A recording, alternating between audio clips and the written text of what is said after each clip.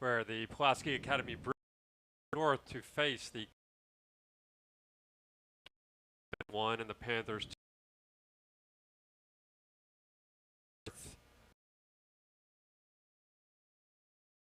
that they alongside Blake. Delighted to be here, Mr. Anderson. I'm doing well. So yeah, I guess we got to introduce the podcast here. 8 out there might be familiar. Feet below us, near, but we are back, and we're back. Exactly. Doing our best. Yeah. That is every to screen and submit your perfect prediction on the final score of today's game. If you guess correctly, you could screen. Hopefully that is working and ready to go, much like go to pabruins.tv to get a link as well. Yes. All right. So I mentioned that Cabot is 2-4. Mm-hmm. I did a little digging on their past history, and this is not a territory they're familiar with. No. They their last losing season was 2018. It's been a minute since they have been looking at a possible losing season. I don't think they're one to experience that again. No, not at all. Cabot, the city of Cabot, the school of Cabot has had such a rich history of football here for many years, and especially back in the dead T days, as some of you old high school guys will remember. They used to be a big run-heavy, wishbone, dead T type of running team. Coach Reed came in here a few years back and completely overhauled the program and the school. So they are a little bit more spread looks you should see tonight. But I'm sure we'll still have a heavy running influence out there as well. And so, yeah, I mean, teams like Cabot, there's such a pride around football that the 2-4 record, to me isn't indicative of where they are probably as a football team. I haven't watched practice or anything, but I would imagine that the program is still in a positive atmosphere, and kids are probably still motivated to come out, especially homecoming this weekend, as we reminded you. This crowd is quite impressive. I mean, they've been streaming in for an hour now at least, and they're still trying to find their seats. I know there's so many people standing out front, looking up into the stands, like, where am I even going to go? But apparently they don't want to go sit on the other side. Well, yeah, no, don't fill in the PA seats over there just yet. No, and then you were talking about it is homecoming for them, so another reason they're not going to want to lose this game. Yeah, I don't know if the amount of fans is just a normal Friday night around here, or specifically for homecoming. Yep. Oh, they had. I think there was how many? I think 20. There was a lot of girls out there on the homecoming court. Yeah. Yeah, it was not a small court. I mean, they started those festivities probably 45 minutes before the game started, and they just wrapped them up. And I mean, they went all out. I'm not sure what all shots the camera is getting out here, but that Panther band alone, I mean, that's massive. I don't know how many they have over there. Yeah, a ton of band members over there. I'm sure they'll have quite a performance for us at halftime. Excited for that. And looks like the teams are kind of getting warmed up here. We got an intro video playing from Cabot. Both teams kind of ready to break through their banners and get this one kicked off. Well, we were too busy chatting about the homecoming. I completely missed who won the toss. I didn't see it either, to be honest. So we'll have to figure that one out as they come out. Yep. But as we kind of, recap from last week, obviously PA Live didn't have a live broadcast at the time, but hopefully you guys went back and watched it or were watching on different avenues. But PA coming off the loss last week at Bryant against the top team in the state, top team in the conference. A lot of positives and negatives to come away from that, as we kind of talked about at the end on our broadcast. There was plenty to come away with positive. They PA hung with them. We were up for majority of the first half, and then really the second half is when Bryant made a lot of adjustments, came out and really put it on the Bruins near the second half, especially late in the fourth quarter, putting on a couple late touchdowns to really extend it out. So I'm mainly excited to see how this Bruin team responds after a loss. Yep. We haven't had to see them lose a lot over the last, especially in Coach Lucas's reign, the last 3 or 4 years. But even just as a overall 10-year, 15-year history, PA has not lost a lot of games. But one thing is for sure, that the PA program has known for coming back strong after a loss, learning from what they've learned from that game and applying it instantly to the next one. Absolutely. Well, and they did not back down. I mean, it wasn't as you said, they scored, Bryant scored 2 touchdowns near the end to kind of make it look like it was closer to a blowout than it actually was. I mean, PA was in that game up until it seemed like about 10 minutes in the fourth quarter, and then I think it was like a 6-point game going into the fourth quarter or something like that. So it was by no means a blowout. Here we go. Both teams getting set up here. Cabot's looking like they're going to kick off to the Bruins, so the Bruins will receive the first opening drive here. Let's see here. Who we got back there for the Bruins?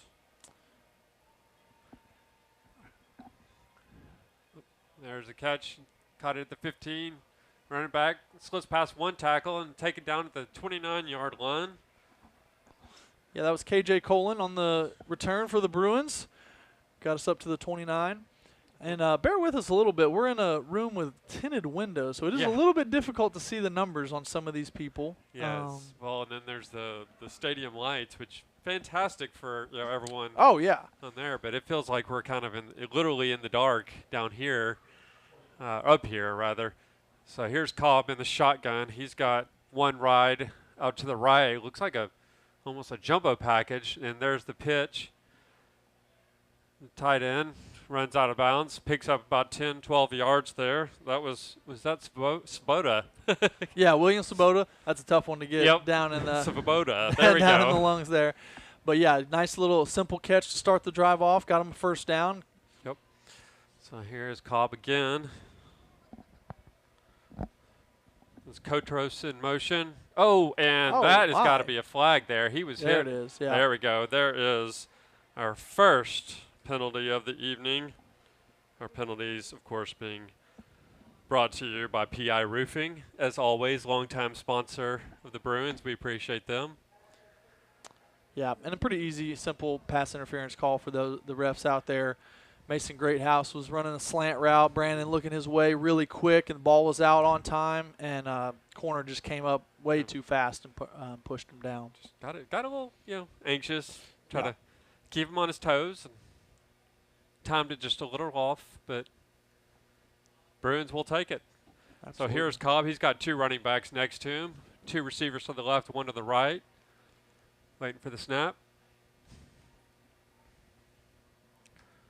Here it is. Steps back to pass, looking deep. There's a deep ball. He's got an open man down there. And oh, my goodness. There's another penalty. That honestly PI Roofing penalty. That was a vicious hit. Yeah, that should almost be more than just a pass interference. That was so intentional. That was, I mean, I saw the safety coming over there. He wasn't barely looking at the ball. He was looking for a hit. Yeah. Once again, just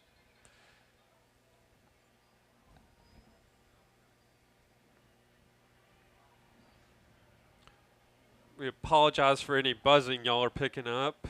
We're going to work on that, see if we can get it fixed, move a few objects around here, turn a few that's worse for us there. Turn a few knobs. Christina, is that less buzzing on your end now?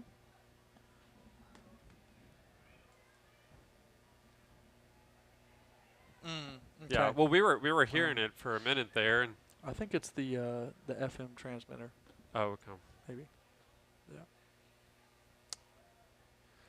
He did and then left. So. Yep.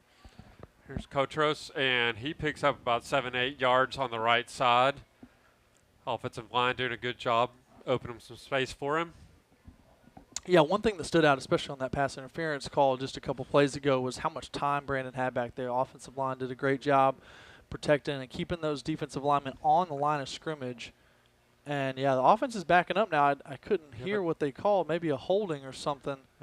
Another PI Roofing penalty there. Third of the night. They're 4 or 5 plays. That's going to be a lot of laundry on the field at this rate. Yeah. All right, here's Cobb. Man in motion across. All right, there's Cobb. Look at deep. He's got a man. That is Svoboda. He catches it, and that is a touchdown, Bruins. Bruins say, if you leave him open, we're going to hit him.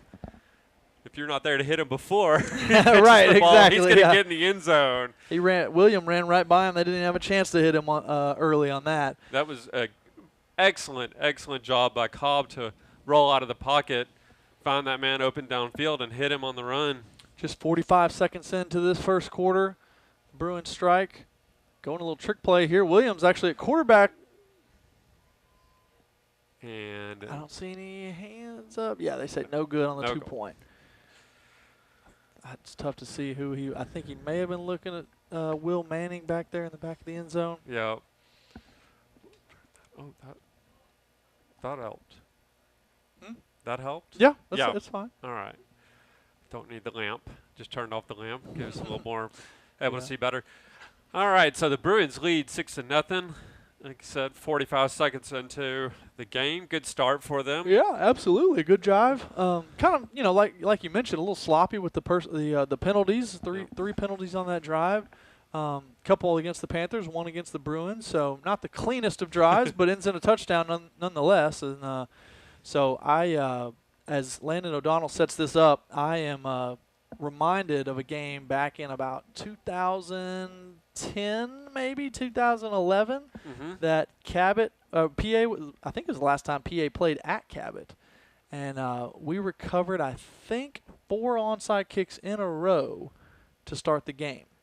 Wow. Okay, so what's going on here? We're huddling. Yeah, we're just bunching up, kind of making sure they'll adjust. That's a little there's O'Donnell. Good kick, good bounce, and they had two Panther receivers on the coverage there. It was a good kick, just happened to have they did their scouting, I guess you could say. Yeah, decent job covering that up. Had, like you said, 2 guys covering it, so two's always better than none. Yeah. So they'll take it, and so the Panthers will start with good field position here, just on their own side of the 50. We got Maddox McCrory, I believe, is going to be out there. Yep, he is going to be out there under center. It looks like he's going to be in the shotgun.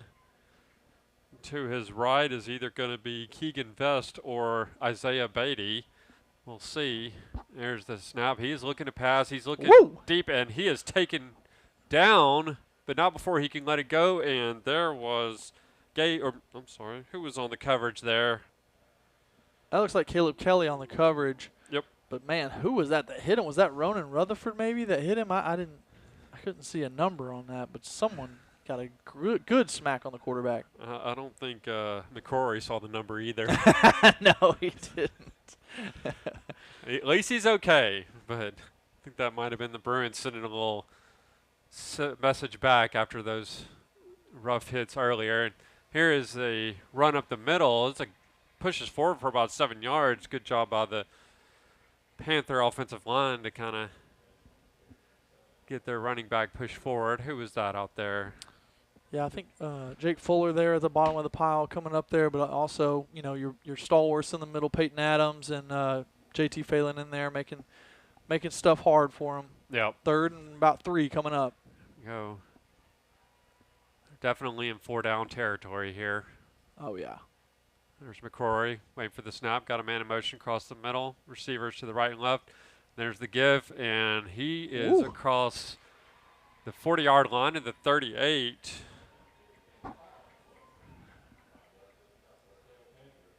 And that is going to be good for a first down for Cabot. They came out looking feisty on offense. Yeah, and a very aggressive run play there. He got behind his pads and ran somebody over on his way to the first down. So here we go. McCrory again in the shotgun. He's got 3 receivers lined up to the right, 1 to the far side. There's a snap. Looks to the man on that far side. And that's going to be another first down if he got out of bounds in front of it. Nope, it's a second down. He did not get that first down. It looked like he might have. Yeah, just picked up about 7 there. 2nd and 3 coming up.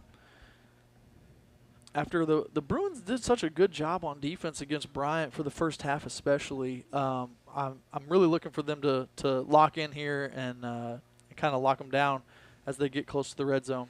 So that is Keegan Vest, the large running back next to McCrory. I was trying to figure out, and there is, there's the give. Oh, there he goes. And he is going to be brought down. They're going to say they're going to say touchdown. Touchdown, Yep. Cabot.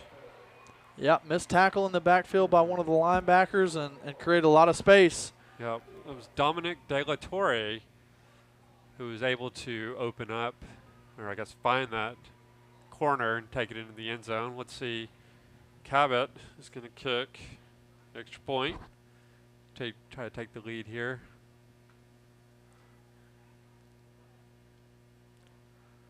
Holder Peyton Ostrowski waiting.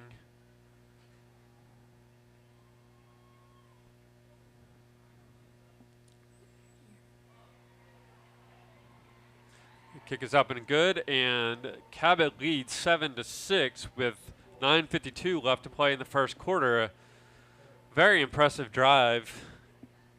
Cabot, as we talked about before the game, looking to prove quite a few things here. One, to get back up to closer to that 500 mark, and also give the homecoming fans a show and a win. So we'll see what they're going to do. This kickoff. We are working on trying to get some missing components up on the screen. I believe we're going to do our best to give you all the time and score. Yeah, I think we might just have to keep updating them. Gotcha. Oh, I got you. Okay. So this is Dean Hayer, kicker for Cabot Panthers from the 40-yard line. Kick is deep.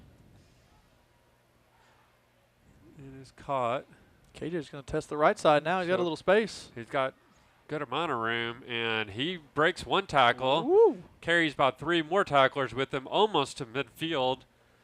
And the Bruins get to start with some good field position on their second possession of the night. Yeah, that was a great return there. A nice adjustment from the last one. We started kind of returning it just to our own left side, and this time he decides to go right and has a lot more space and broke a tackle, like you said. Almost got up to the 50-yard line. So it is a Hounds Lounge first down. Love me some Hounds Lounge. Puppas go there. Here is Cobb waiting for the snap. Got 3 receivers to the left looking that way. He's got a man, and there's a catch, but there's not going to be much forward momentum. No. I'm sorry. Yeah, I think that was incomplete. It went over his head. It's hard with those tinted windows, man. It is tough to see. That was intended target. Who was that? He looked for Connor Coldren there on the out route and just over his head. And Connor, like you said, even if Connor caught that, they had a defender right on him, so he was probably going to go down for a short gain anyways. Oh, there's Cobb looking to the right now. Nope, it's going to be a running back screen, and Kotros cannot come up with it. So the Bruins looking at a third down and long. Yeah, and it was a pretty well-timed screen there. Like you said, Brandon rolled to the right, kind of got the defense moving to the right, and then Charlie snuck out the backside and throw just went over his hands and couldn't get it. There was a lot of space there if he did catch that to pick the first down up. So a long 3rd and 10 here for PA. Cobb, 2 on either side. Running back right next to him. There's a snap again, looking downfield. There's long pass. There we go. Connor Coldren once again. That one hit him right in the hands. Great pass from Brandon and an excellent job up front. That PA offensive line just absolutely dominated on that play. Gave Brandon plenty of time to sit there nice and patient, let Connor get open on the flag route. And that is a Hounds Lounge first down. Bruins making their way into Panther territory here. There's a snap. There's a pitch. Kotros, he's got room. Nice. That was an excellent job. That was over there on that right side.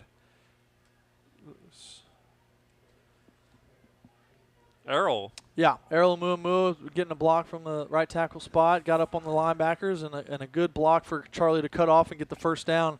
PA moving fast. Yep. looking for the snap. Here goes Cobb. 3 on the left, 1 to the right.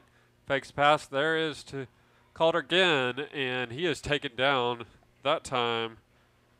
That was Brett J on the tackle. Picked up about 3 yards for the Bruins. Yeah, and this is three back-to-back passes that Connor's been looked at. I noticed that they kind of are moving to a 1 safety, almost a 0 safety look. So be wary of PA taking a shot here. Oh, maybe fake a screen and then do it again. Here we go. Well, there you go. Nope, that one is to. There was a pass, and that was a first down. That was I think Svoboda. that's William, yeah. I think that was William Svoboda. And the Bruins have picked up another Hounds Lounge first down, and they are actually in the red zone.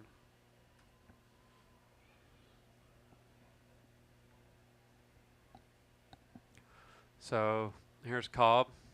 Got Kotros to his right. Had him to his left. 3 receivers to the left. 1 to the right. Walking up in a blitz. Oh, and Cobb's going to keep it, and he is not going to get very far as he is taken down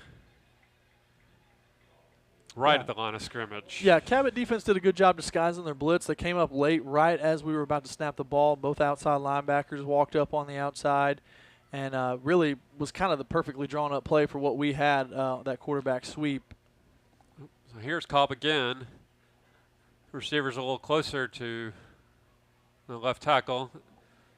There's a pass out to the left. That again is to William, and he is going to pick up about, let's see where that marker stops. He gets about halfway to first down. Now the first down marker is not quite at the end zone, so the Bruins could pick up a first down without getting a touchdown. Here's Cobb, empty field, backfield. 4 receivers to the right, 1 to the left. There's a snap. Cobb rolling out to the right, looking to the left, and he's going to keep it, and he is going to get into the end zone after he takes a few tackles. Touchdown, Bruins! Cobb doing an excellent job of reading. I'm not sure if that was designed, but No, I think it was a pass that he just ended up kind of making his own there, because he was definitely looking right originally as he rolled out, and they even took a little peek backside to see if someone was open backside. But, yeah, ended up just keeping it himself and getting the touchdown. We've seen it plenty of times from Brandon. Same formation here on the 2-point. Brandon's rolling right. Same thing. Uh-oh, he's in trouble now. Looking left, just throws it up. And, oh, did Charlie catch that? Oh, my gosh. I don't think that was intended for Charlie. No, not at all. Sorry, I'm killing okay. the mic here. So going back to that touchdown, what I'm hearing is that there's no such thing as an extremely delayed quarterback draw. Yeah, no, I don't think that late. At least it's not in the playbook. But what I do know of, a little tidbit, is since you can't return the 2-point plays in high school, there's really no risk at all for him to throw something up and give us a chance. So what he did.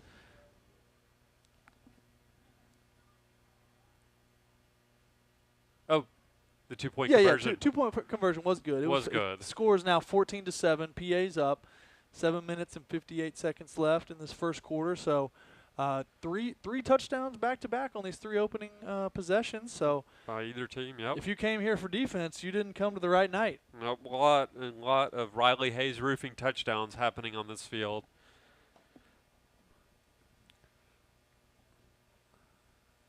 So here is O'Donnell lining up, aiming for the right side again. Got 4 PA players behind him on the left, and the other 6 on the far side.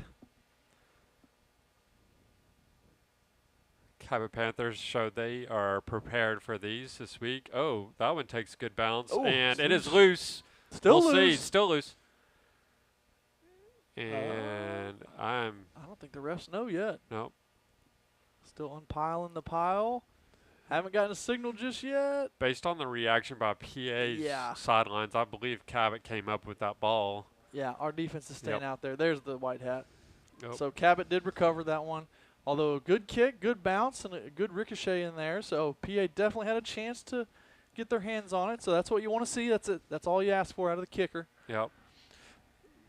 See if the Bruins have learned anything from that first drive here.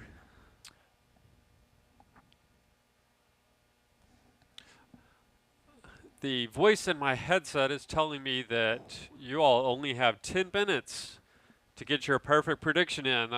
Find that QR code on the screen, aim your phone at it, tell us what you think the final score is going to be. Or just go to pabruins.tv if you want to make it easier. That was an incomplete pass there, so Panthers looking at 2nd and 10 here. 7:53 left in the first quarter. Bruins leading 14-7. Got a man in motion for the Panthers. There's the give. And again, I believe that was Beatty up the middle. He is going to be a tough tackle all night. He really runs hard and gets those pads in front of him and just runs right behind him. It's a big kid too, like you hinted at earlier, running downhill. But 3rd and 5 coming up, so this is kind of an in between probably for the Panthers. Do they pass? Do they keep it on the ground and try to pick it up that way?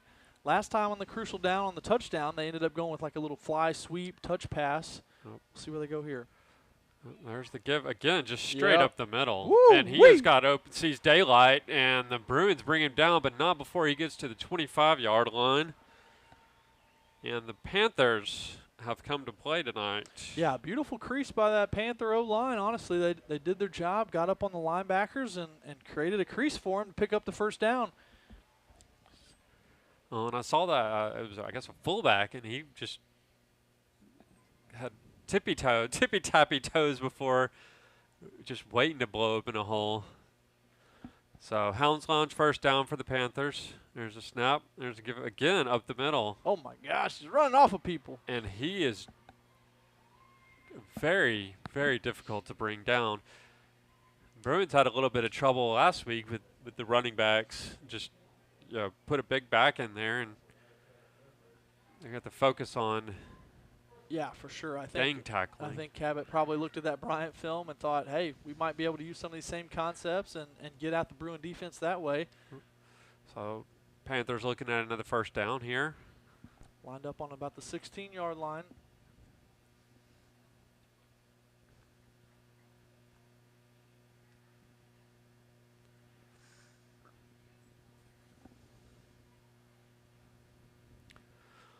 Here's McCrory waiting for the snap. There's the give. Fakes the handoff. Play action pass. Throws to his right. PA Bruin says incomplete. Referee disagrees. But yeah, they are going to give him that catch for a few yards. Still 2nd and 8. And then comes number 36 at running back. So I got a feeling I know what's about to come. My mistake. That was Keegan Best. Got him and Beatty mixed up. But Keegan Best is the big running back that has given the Bruins some troubles so far. We'll see if they can contain him this time. McCrory's got a couple receivers to the left, a man in motion across the middle. Nope, there's the give. And that. Man, yeah.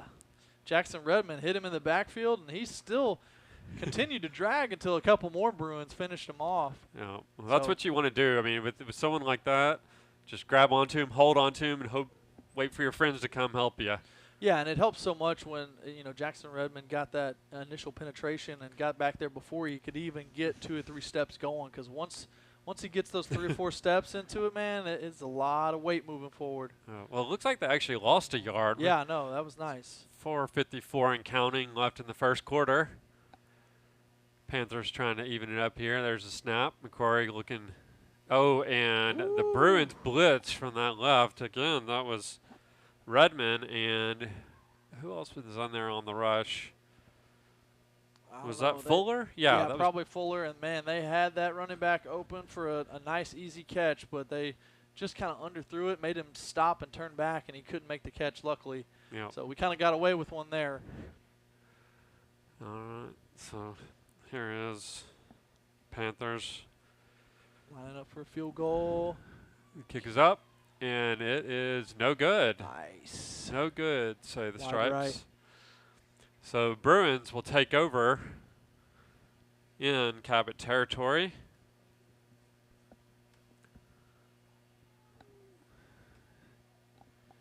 I think we're probably down to like 5 minutes before you get that prediction in.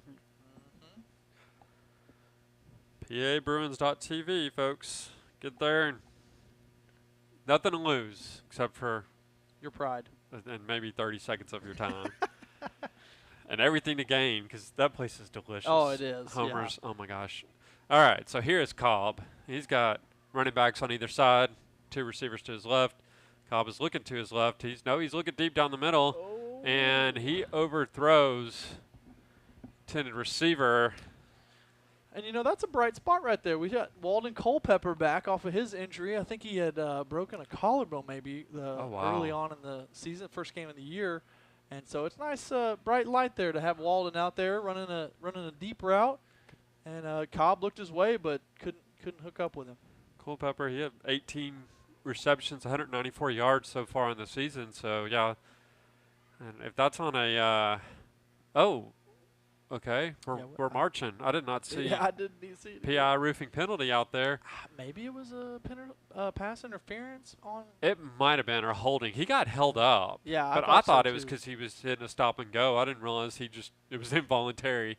There's Cobb, empty back set, looking downfield, and he's got a Panther receiver, unfortunately, and picked off. We're out midfield, and they're looking for a big return. He's going. Got loose. And the offense managed to bring him down by face mask, so that's going to tack on an extra 15 yards to that unfortunate turn of events for the Bruins here. Cobb looking deep, and that safety just read it. Yeah, made a good play. Brandon kind of hung that ball up in the middle too long, and that single high safety that we talked about was just kind of watching his eyes and read the play and slid over there and jumped up and made the pick. So, like you said, personal foul, face mask on the Bruins as well. It'll move it half the distance. So they'll be almost inside the 15, I think.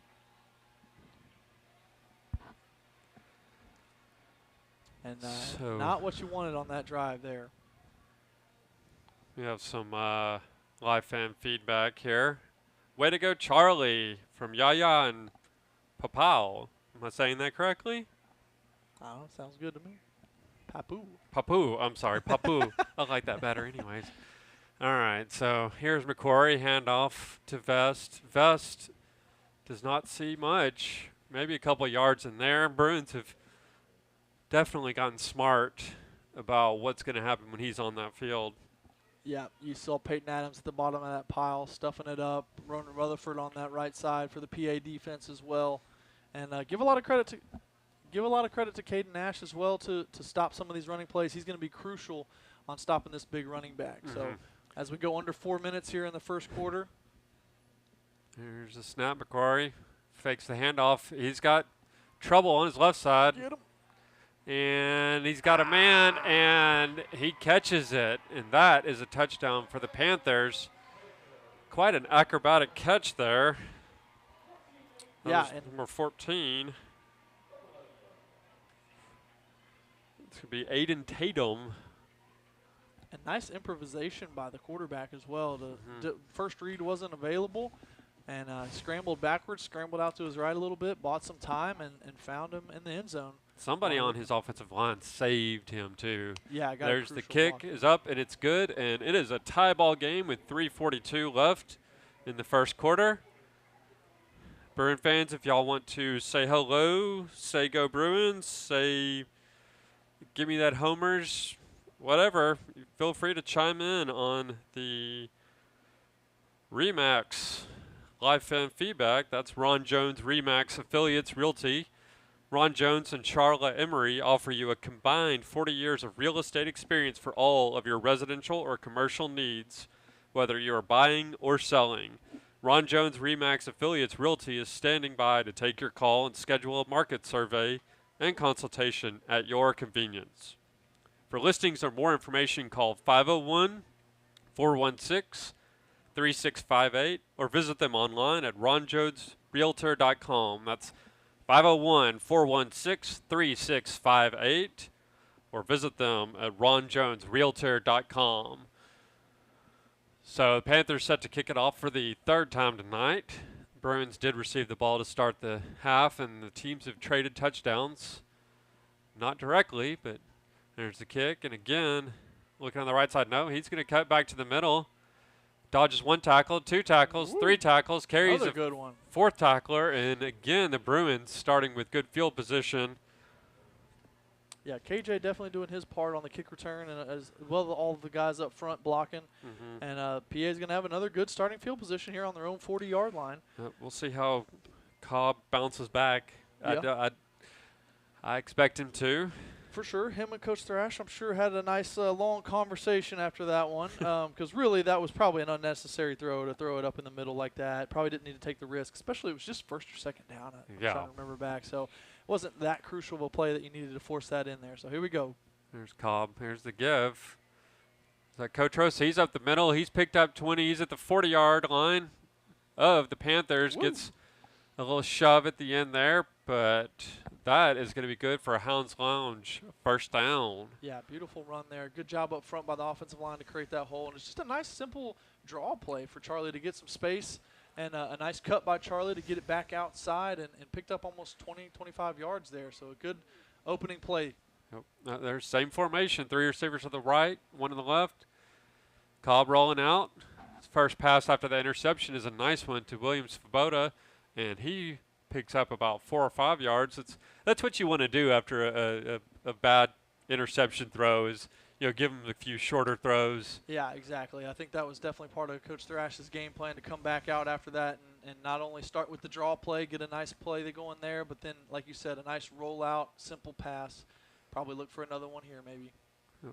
There's the give to my. Charlie. He makes a little leap. Woo!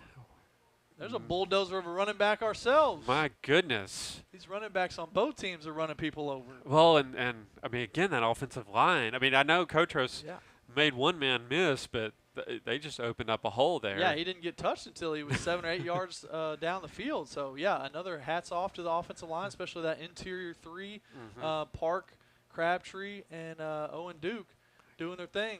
Good job, big men. There's Cobb, empty backfield. He's going to keep it himself, and he says, hey, there's running room straight ahead. He's going to pick up about 8 or 9 yards. We'll see if he gets that first down. Brandon's thinking, don't take up all the running room in the middle. I kind of want some myself as well. Yes, sir. Inside the Caldwell Toyota red zone as they get inside the about 8-yard line. They're a couple yards away from a touch from a first down. Yep. And again, they do not have to get that first down to get the touchdown. So that's Cobb rolling out to his right. He's got a man hot on his heels. And did he catch it? They're going to say touchdown. Yes. Referee says touchdown, Bruins. And Great catch. It's shaken up a bit. That was one heck of an effort. We've seen back-to-back. Yeah, I think that was Connor Coldren again, that long body and long reach. Yeah, he's tapping his helmet. He probably needs a break after that one. I think he kind of fell on his side or fell on his shoulder maybe a little bit. He's kind of crunching over. Well, they're going to go fast. They have him yeah, he's not going to get that chance. I think he said.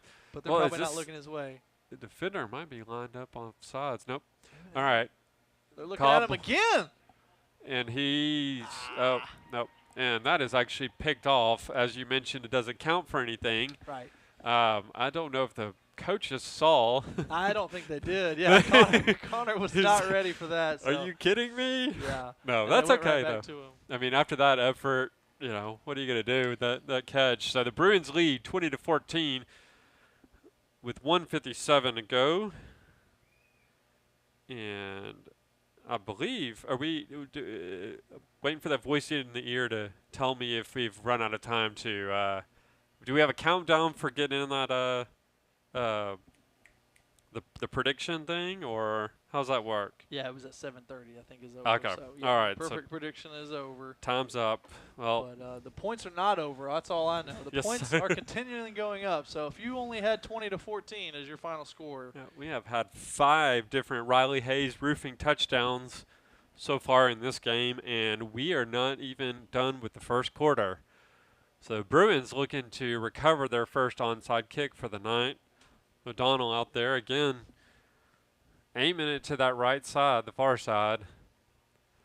You feel like after the first 2, one of them needs a break here.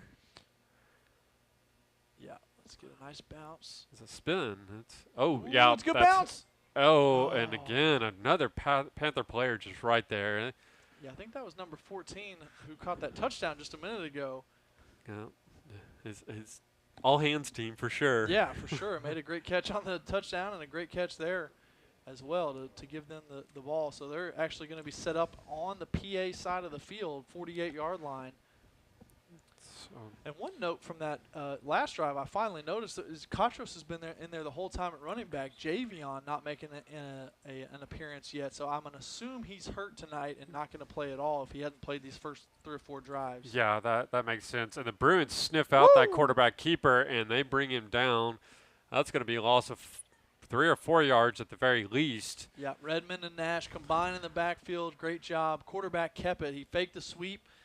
Which they gave it on the sweep on that touchdown on the first drive, but kept it this time, and the quarterback was wrapped up for almost a 6-yard loss.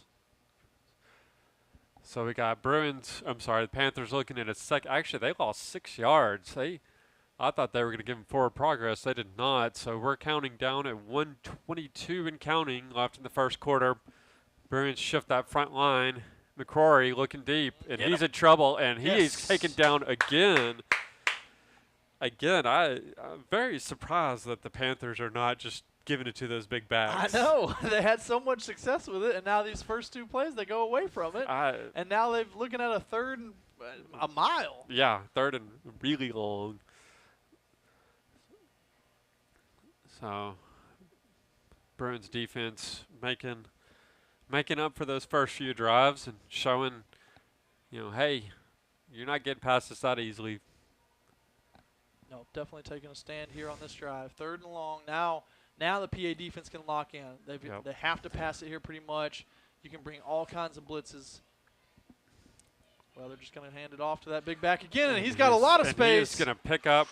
He is flirting with that first down. He was. We're going to be looking at a Homer's 4th down right now. And I think that was Caden Nash eventually that brought him down, but not after about a 20-yard run. So fortunate we got those 2 negative plays because now after that long run, it's still 4th and about 4. And Cabot looks like they're going. They're keeping the same offense out there. Yeah, I mean, I expect a run up the middle here. Yeah. Like anything but. Why not? Yeah, and Bruins are ready for it. Oh, looks like we're going to have our first Hinson Loop Automotive timeout for the night. I'm not sure. I didn't see which direction they pointed. I think it was Cabot. Let's Cabot check taking.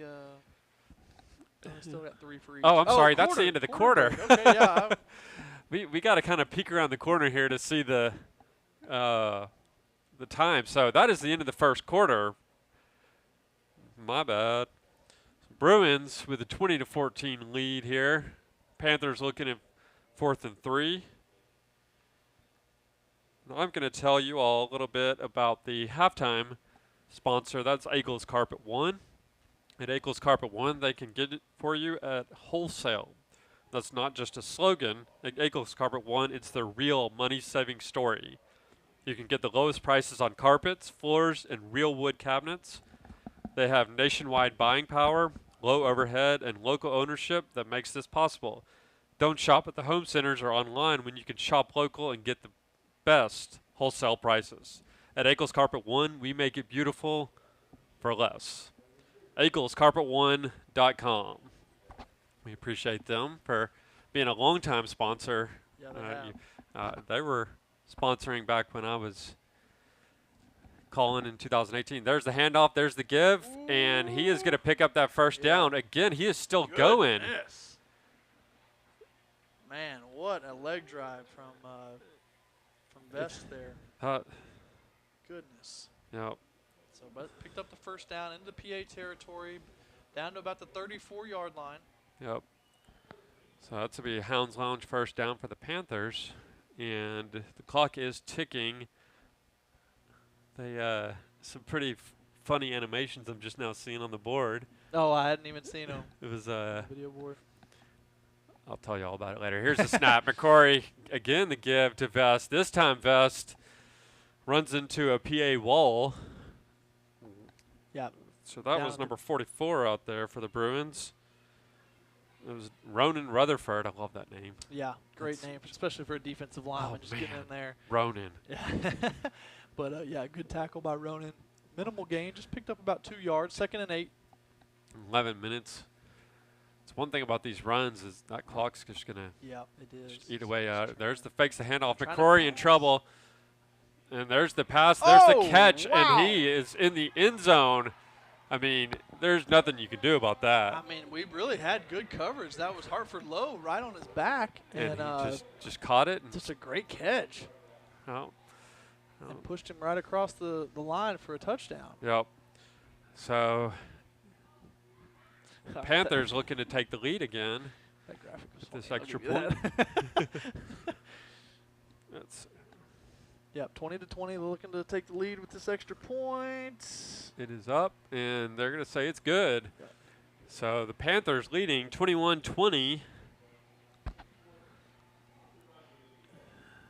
Bruins, after last week, who got a bit of a wake-up, 7A wake-up call. This is being their first year, and getting a second helping of it tonight.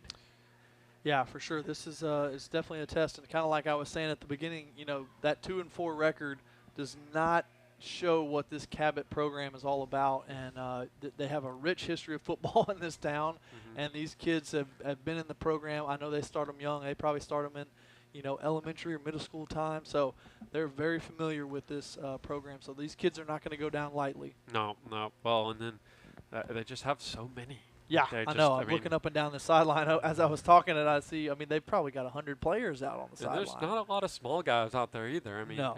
it's big guys. It looks like they had a few more of the vest size guys, if you will. Right.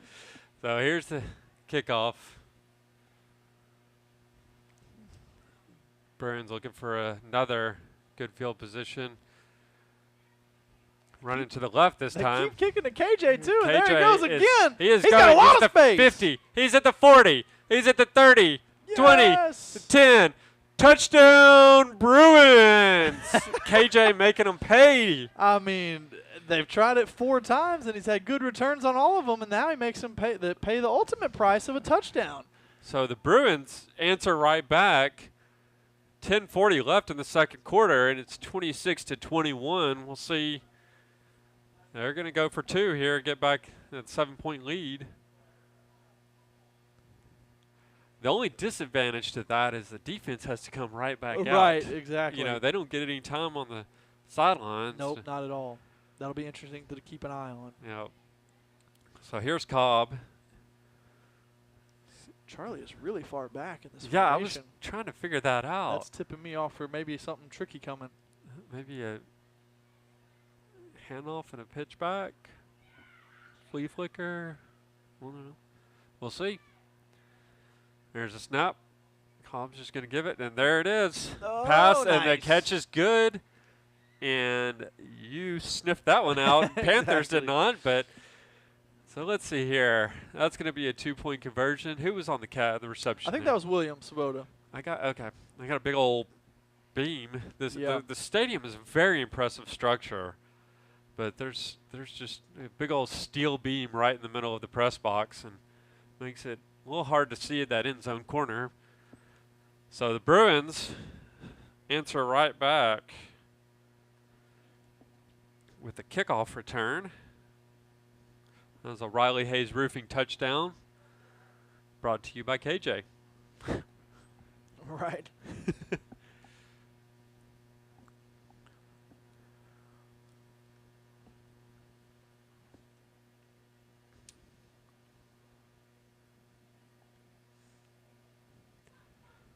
You know, we started off the game with so many penalties, and then hadn't seen much. I mean, there's been so many scoring plays there. It hadn't even had time to throw a penalty. Yeah, there was one that we couldn't even figure out. I mean, we assumed it was pass interference, but all right. So here's O'Donnell setting this one up downstairs. It's going to be a roller. Yep, and it's loose, and the Bruins are excited. They're saying we got it.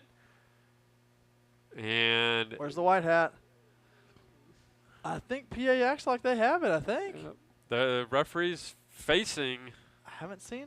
The white hat's just now coming in. I'm not seeing McCrory come out there. No, this is their defense out there. So I think PA recovered that one. All right. Nice. So right on the 50-yard line. Bruins apparently the special teams hurt us. Well, the other side of the special teams hurt us. I know. They Two said, huge back-to-back special teams plays there. You got the kick return for a touchdown, immediately come back with the special teams onside kick recovery. And you keep the defense off the field. Yes, exactly. That was huge. All right, so 10:38. Bruins are right at midfield. Cobb got a little space. Dumps it off to, that's William, and he gets taken out after picking up about 8 yards to the right side there. So it's going to be a second down, and they're going to say 2. Yeah, Brandon did a nice job setting that screen up. Got a deep drop, pulled the defensive lineman way up the field, hit him underneath, and picked up 8. Yep. So Bruins, we got 10:31 left in the second quarter. Wouldn't be surprised if we worked Walden down here, man coverage by himself. Got 3 receivers to the left and Walden to the right. Nope, there's the give. Ooh, Charlie's got some space.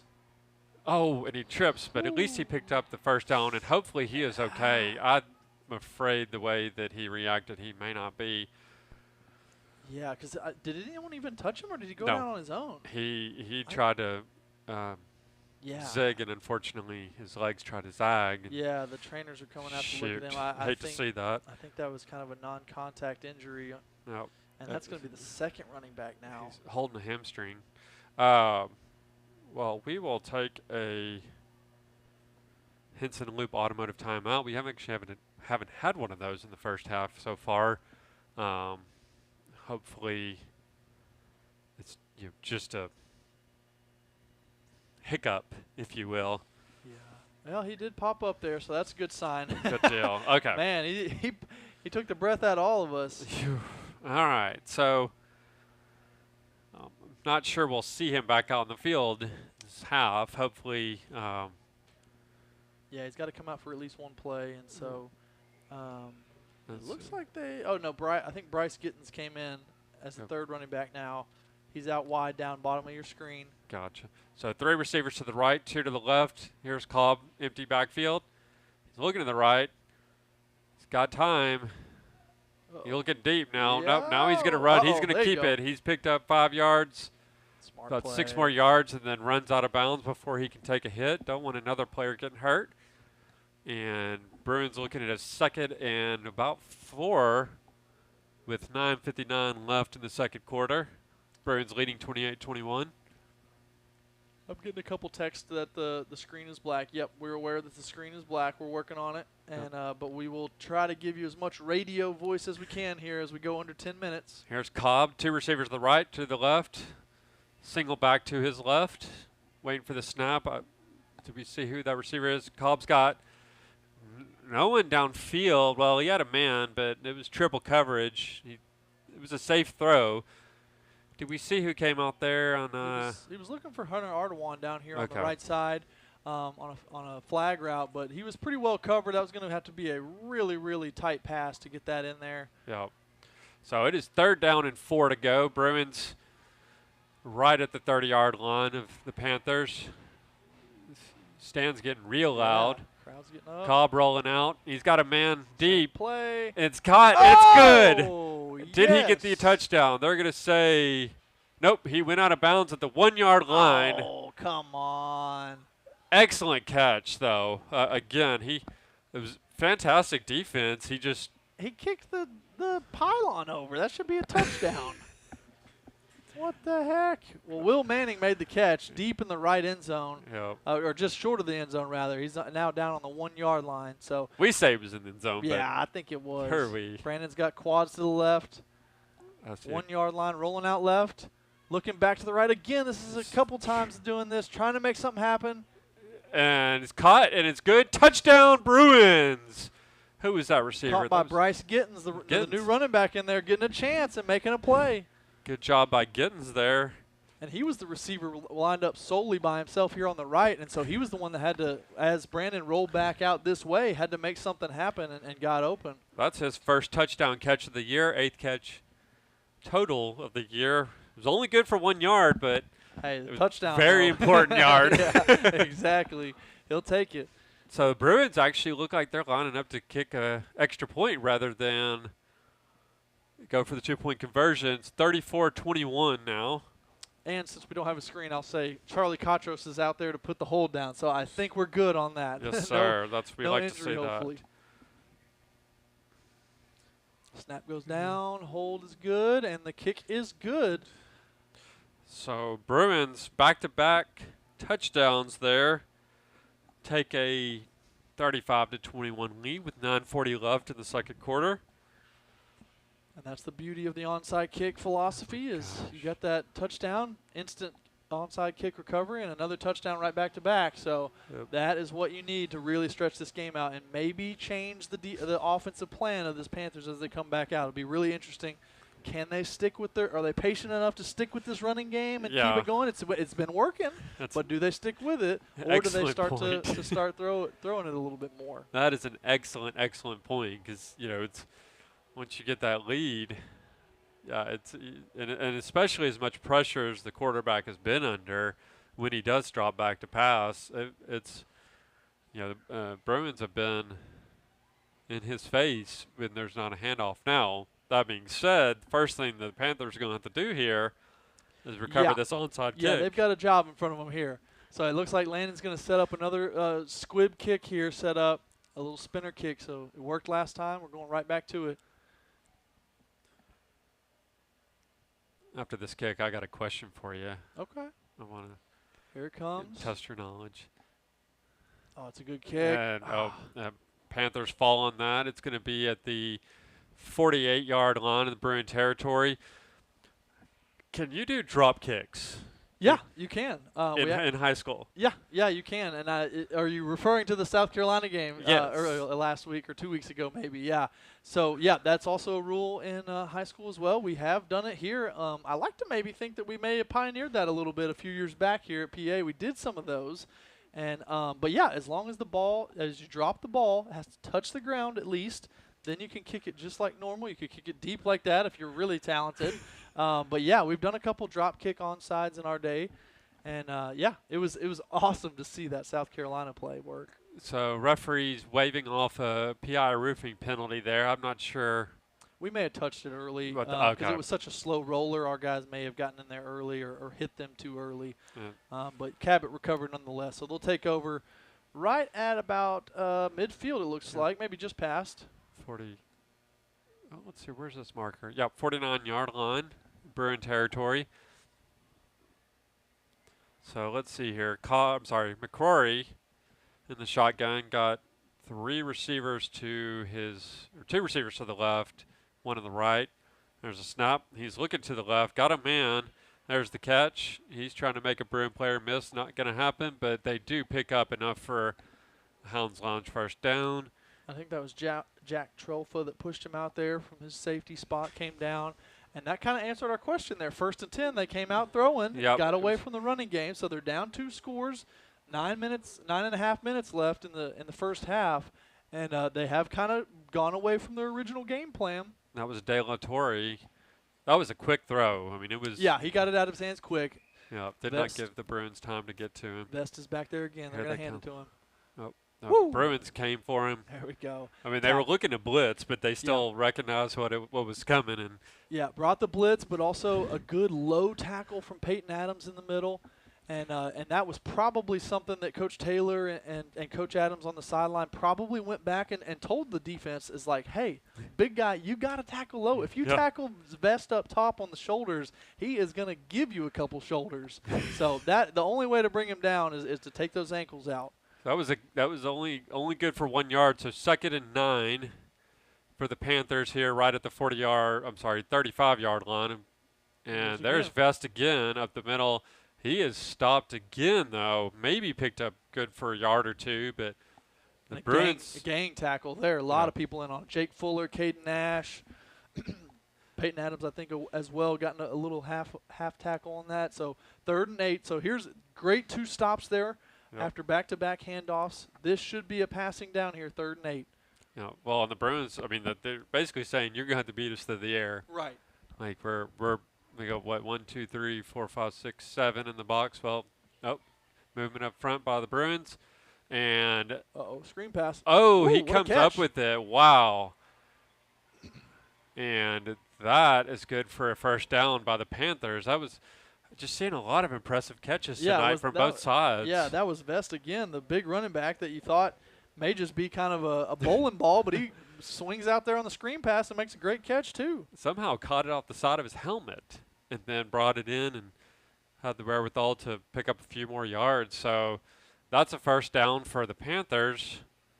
They are at the 22-yard line of Bruin territory. There's the give to Vest, and Vest just gets swarmed by a pack of Bruins. Is it a pack of Bruins? No. A den. I like to say a den of Bruins. A den of Bruins. I like it. Because you don't want to step in the den of Bruins. No. You're not going to want to do that. So it is 2nd down and 8. Again, Vest tried to pick up more yards than he'd like. Yeah, only picked up 2 there. But again, we saw Cabot, after that first opening short, quick pass, they are getting back to their original game plan, so they're staying patient. They're working the run game like they want to. Maybe look to make a play-action pass here in a bit. Well, 7:15 left in the half. There's the give to Vest. He's up the middle. He's got room. He rolls over a few Bruin players, picks up the first down, and the Panthers are in the red zone. Yeah, and it's just so crucial, like we kind of mentioned earlier, but it's so crucial to get that penetration initially to get him and stop his momentum before it gets going on these bigger running backs. Once they get going down the train tracks, it's really tough to stop. So you want to get in the backfield as quick as you can and just at least make him cut one way or slow down just a bit so everyone else can get there. But if you give him 3 or 4 steps, he's going to be a load. Yeah, I mean, just force him to stop it some way. Go east, west, north to south. Unfortunately, he is going north to south into the end zone as the Panthers score their 4th touchdown of the night. Bring it to 27-35 leading. Or, I'm sorry, the Bruins still leading. 6:35 left in the half. Still have not had a timeout called. Not even a injury timeout, which is good. But yeah. Had the quarter break and then that one injury from Charlie real quick. But the kick is up. The extra point, it's blocked, and the Bruins recover it, and it's a dead ball. But that's good. Huge block. Yeah. That keeps it at 8 points now. That means that the Panthers, if they want to try to tie it, they score another touchdown, barring a touchdown by the Bruins, of course. You know, it's one possession game, but that one possession is going to require you to get in the end zone twice. Sure, So with 6:35 left to go, Bruins still leading 35-27. Both teams have all timeouts. Let's see what they do with this kickoff. I mean, the last kickoff they gave to KJ was a house call, so they really have to rethink it. I mean, they've just been kicking all 4 straight to KJ so far. Not even hesitating. Do you kick it out of bounds? Do you squib kick? I mean, at least maybe try our other back there and see what he's got.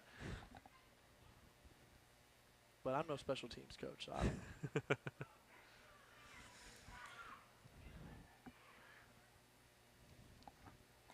don't. He doesn't step back very far. He's only about 3 yards deep. Oh. There's again. Gives him another chance. Here's KJ. Running to the left. Nope. He looks up the middle. Nope. Cuts back outside again to the left. 1 miss, 2 miss. Stiff arms a guy and finally gets driven out of bounds at the 45-yard line in Bruin territory. Again, he sat one gentleman down, said, have a seat. Make yourself at home. Well, you are home, but. Well, I mean, you gotta really start thinking. I mean, we're getting the ball past the 40, 45 every time. If you kick it out of bounds, it's at the 35. It's not that bad. No. So they really do need to think about kicking it out of bounds. That was a really gentle stiff arm. I'm sorry. You just do not tackle me. Go yeah. All right. So here's Cobb in the backfield. He's got 2 receivers to the right, 1 to the left. He's looking deep. He's got a man deep. And that is pass interference. There we go. Yeah, that was a tackle you have to make. Yeah, probably so. He was looking for Culpepper deep down the left sideline, and he had him open. Ball was in a good place. Yeah. And it was probably smart for that defender to take him down and only give up the 15 yards. Yeah, that was maybe going for 6, but definitely going for about 30 or 40. So, yeah, 15 yards is a bargain. So PI roofing penalty on the Panthers. Pass interference. That one not quite as flagrant as the first two we saw. No, not as much. But again, took that him was down before he had a chance. Yeah. So Cobb in the shotgun. He's got one rider running back to his right, two receivers to the right, two to the left. Walking up in a pressure look. Panthers, looking to blitz. Cobb gets rid of it, finds a man. That's going to be Culpepper on the left side. That's good for Hounds Lounge first down for the Bruins there. 6:14 left to go in the half. Bruins moving pretty quick here. Yeah, still a lot of time left in this first half. Got Katros on the near side here. Empty backfield for Cobb. Three receivers to the right, two to the left. Cobb looking to the right. There's the pass. Is that Culpepper again? Yeah, that was Culpepper again. Over the middle. And he is going to be right at that. Is it going to say first? Yeah, that's first down. Another Hounds Lounge first down. And slid in the Caldwell Toyota red zone. Yes, sir. Bruins got things rolling now. Back-to-back catches by Walden, so it's nice to see him back in the mix here. We've missed him the last 4 or 5 games. Yep. So Culpepper scooting in a little closer to the line there. He's on the right side, three receivers to the left. One running back next to Cobb, waiting for that snap. Panthers blitzing. Here comes Cobb, a bit in trouble. He finds the corner on the right side. He's at the 10, he's at the 5, and he takes out a Panther, but does not get in the end zone. He's just short. Really? They're going to say he ran over the pylon. Bruins very angry at that pylon. That's the second time tonight they've taken it down. Exactly. See the refs resetting the pylon. I guess we stepped out. I'd love to see a replay. Or maybe the guy he bulldozed over ran over it. Either way, here's Cobb in the backfield, and there's the pitch to, that's William Svoboda, and he is in the end zone for a Bruins touchdown. Bruins back up by 2 scores, 41-27 with 5:34 left in the second. One of the easiest passing touchdowns Brandon will have all year. Just a quick toss up the middle, and William takes it straight in. I didn't even think about that. That was a pass, technically. That was Yep, touch pass. It was still a pitch, but it wasn't like a. It was a forward pass, so it does count. Those fancy things have been around for 100+ years now. Right. Bruins going for the extra point here. Katros catches it. Good hold. Kick is up, and it is good. And the Bruins lead 42-27. If anyone took the under tonight, I am so sorry. Yeah. All right, so we got 5:34 left in the first half. We got some live fan feedback. I have been neglecting that. I'm sorry. All this scoring had me up and not paying attention to the screen. So we got Let's Go Redmen number 10 watching from DFW and rooting for PA to get back to its winning ways. Offense is rolling. All the best to the Bruins and number 44, Ronan Rutherford. Love and football. Uncle Bubby, and Aunt Janice, and a peace sign. Love football and peace, I guess is what. Then we got Uncle Dudley is proud of Walden for his bravery after his injury. Well, we are too, and very impressive comeback by Culpepper with those 2 catches on that last drive. Yeah, absolutely. Really nice to have him, especially as we go into these next few games. Looking forward, looking ahead to the rest of the 7A conference schedule, and even into the playoffs, it'll be nice to have Walden around for sure. Well, we have that luxury to look ahead, and you know, hopefully the Bruins aren't doing that. They have a tough one next week, but let's get to this game. That is going to be not quite far enough for the 10 yards. Allowed the Panthers to just kind of fall on the ball, and the Panthers recover the onside kick right at the Bruins. Probably about 49, 48-yard line with 5:34 to go. Just didn't quite get enough mustard on that. No, and sometimes they like to set it up a little slower like that to give the return team some time, or our team time to get there and get in their way of the receiving team. But just still a solid catch by the Cabot receiver there. There's McCrory, quick pass to the left. And quick tackle by the Bruins. That's a gain of, it's going to be about 6 yards, 7 yards. He's still marching. They're going to give him 7 yards, second down and 3. Coverage there by Caleb Kelly. Yeah, sorry to interrupt you there. Go coverage ahead. by Caleb Kelly and pushed out of bounds there for about a pickup of 7 or 8 yards. Like you said, 5.5 minutes left, first half. And closing in on halftime, PA's up 42-27 right now. Cabot's got the ball. So here's McCrory in the shotgun. He got a man in motion across the middle. There's the give. That is to Vest. Vest is stood up. He might have gotten a yard or two. We got a hurt Bruin. Yeah, Jake Fuller got something, maybe knocked knees with somebody. He's stomping. He's angry. But a good tackle there by Jackson Redmond, Caden Nash, I think, combined on that one for a short, almost no gain. So 3rd and short coming up. I've got a feeling I know where this ball is about to go. Yeah. I mean, I think everyone in the stadium knows where it's going to go. So he's okay.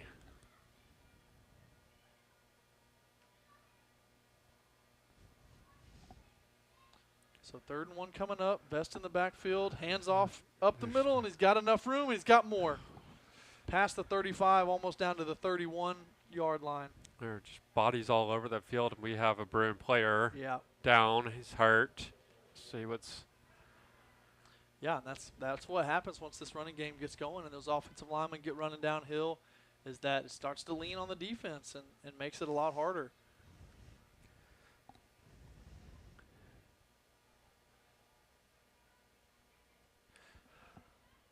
So while we are checking on that player, I didn't see a number yet. I haven't either. Yeah, he's been on his stomach. So let me tell you a little bit about Rise Counseling and Diagnostics. They are the sponsor of the closest score, perfect prediction score. They are currently accepting new clients ages 4 years and older. We have immediate availability at our Little Rock, Conway, and Sherwood locations. Telehealth appointments are also available for your convenience. Call us for more information or to schedule an appointment today, 501-891-5492. That's Rise Counseling and Diagnostics offers psychological and behavioral health services to children, teens, and families. They test for learning disabilities, ADHD, and autism spectrum disorder. Rise also offers outpatient, community-based group, family, and individual counseling and therapy services. And I will tell you a little bit more about them after we tell you about this play that's about to happen. McQuarrie's in the snap. Hand off to Vest. Vest charging up the middle like he's been doing all night. And picks up about 3 or 4 yards. Again, just met at the line of scrimmage by a wall of Bruins, a den of Bruins. Yeah, and I saw T.J. Logan in on that tackle there. Bruins kind of meshed over to like a 5-man front, 2 linebackers there. So they are making some changes up front to stop this running game. So now where do the Panthers go from here? PA's starting to stack the box more. Do they start to work some of those fly sweeps, those jet sweep actions that they scored a touchdown on earlier with motion from the receivers? Or do they just stick with the big man running right ahead? Well, we'll see. McCrory, there's the give to Vest. Vest up the middle.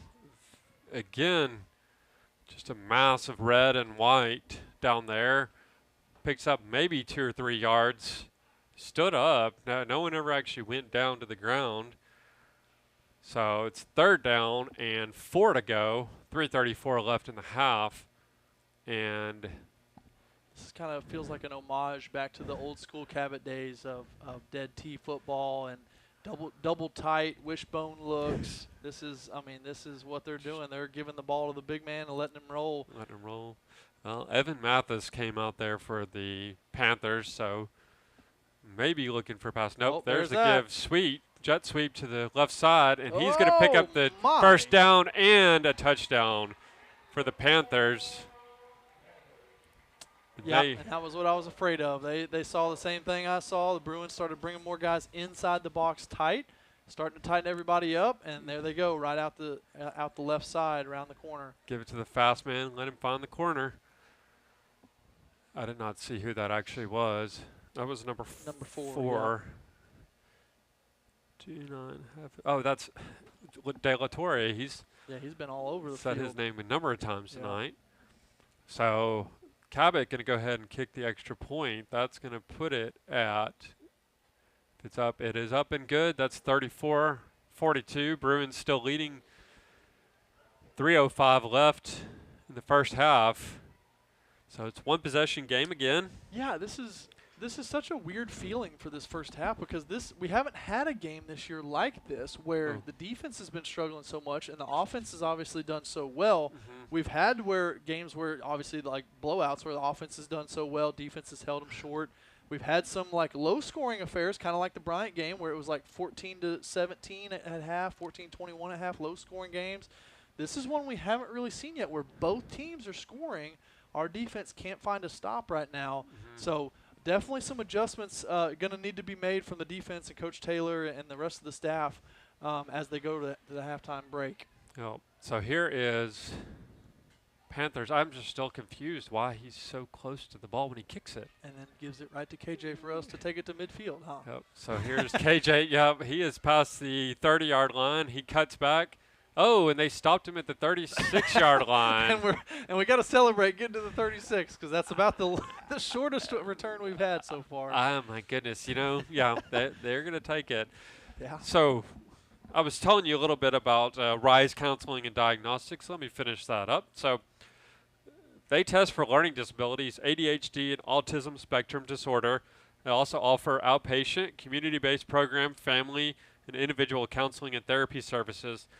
The treatment team there provides comprehensive services to clients and their families and ensures they are receiving the support needed to succeed. For more information, visit their website at riseforfamilies.com. Again, that's riseforfamilies.com, and their phone number is 501-891-5492. Here is Cobb in the shotgun. He's got a man in motion. That's William. He's running out. There's the pass to William, and he makes the catch for about 6-yard gain.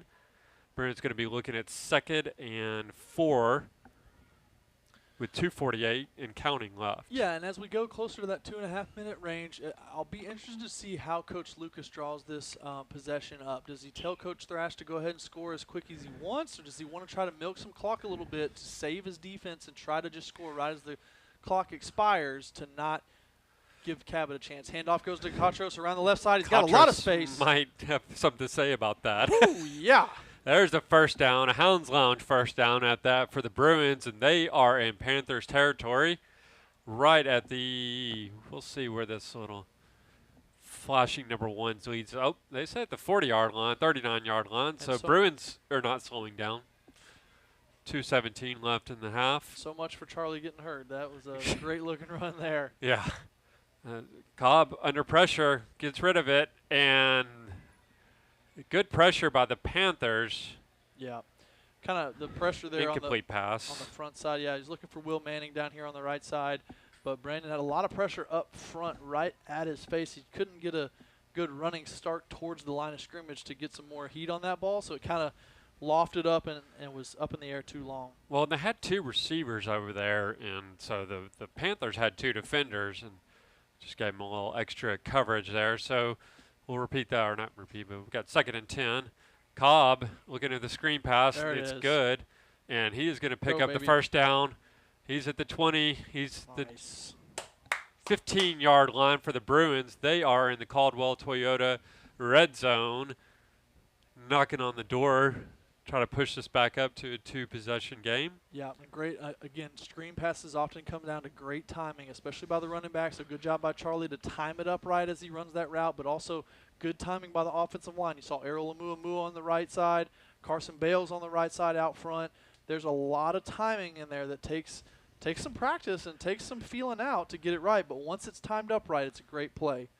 It looked beautiful. It was just, I got 2 receivers to the right, to the left. There's the handoff to Katros. And he actually, for the first time, I think, tonight, they stopped him for negative yardage. So not much there. Not much doing. That's right. 2nd and 11, I believe. Yeah, clock's coming towards 1 minute. Yep. Bruins not really hurrying up that much. No, and we've still got all 3 timeouts, so That's we still true. have plenty of time. It's 2nd and 12 or 2nd and 11. So we got plenty of time, really, with all 3 timeouts. What's going on here? And William was under center. Oh, now we got William Svoboda. is under center. Okay, so he's probably going to hand it off to – and we got a timeout. Did Cabot sneak one in, or – is it maybe a penalty? Bruins. Well, we'll see what they say. We got a false start. Yeah. PI roofing penalty on the Bruins. False start. I'm not sure who it was on. I think maybe Cobb got a little antsy on the far side. Yeah, maybe they didn't get fully set because they started kind of in a different formation, shifted, and I'm not sure they fully got set before Brandon started his motion. Okay. So now we go back to a more traditional set, Brandon and Charlie in the backfield. No, got everyone bunched up right next to the line. William in motion, stepping back. Oh! Passes it to Charlie, and in and out of his hands. He was actually looking for Brandon back there. That was the quarterback. Oh, I'm sorry. That was Cobb. Yeah. Yeah. But he couldn't. He hit him in the hands, but Brandon couldn't bring it in. That was going to be a tough catch. I don't think he was going to get a touchdown either. No. That's why he throws the balls. Right. Yeah. That was just a trick play. And then this Panther stands are getting rowdy up here now. 3rd and 17. They start stomping those feet. Yep. So we'll see if the Bruins respond. Probably at least got to look to pick up about 10, 12 yards here and then try to get that 4th down. Cobb looking deep. He's got a man. Overthrows him. Again, I think he's a little antsy after that interception. He's throwing safe passes, but a little too safe that time. Right, yeah. And you hit the nail on the head there. Like that's what he's supposed to look at. He's looking for Connor. Connor got past him. And if you're going to miss that pass, overthrow it rather than underthrow it. Because if you underthrow it, that could be picked easily. So he is missing in the right spots. Now we got to dial it down a little bit and put it in the hands. So I think Coach Lucas is going to take a timeout here, 4th and long. Yep. 33 seconds left before halftime. So that'll give us a chance to head on back to the live fan feedback. Let's see what we got here.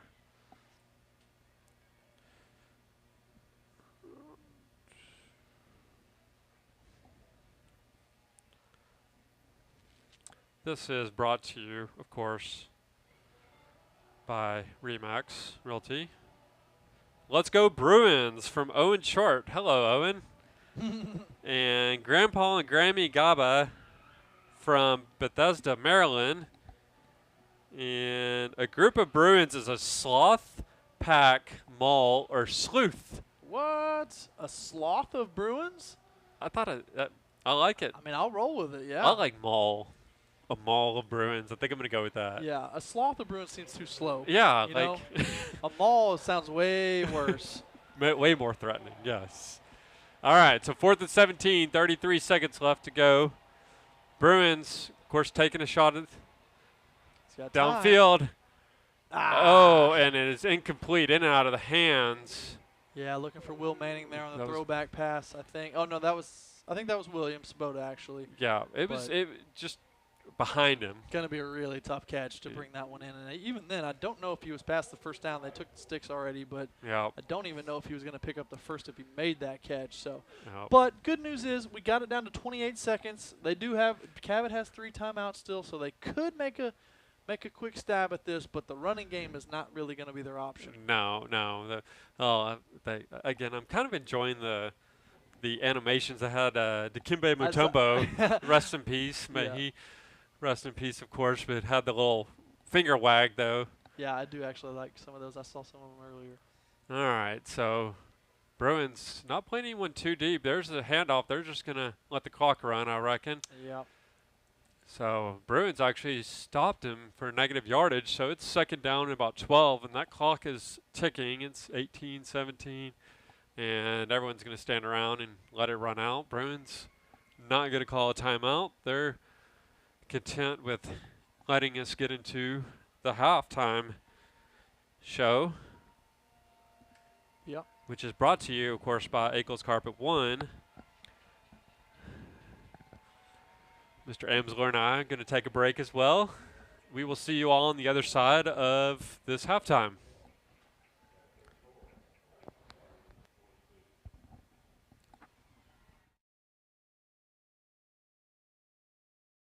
Recognizing our core value student of the week, Michaela Gramsch.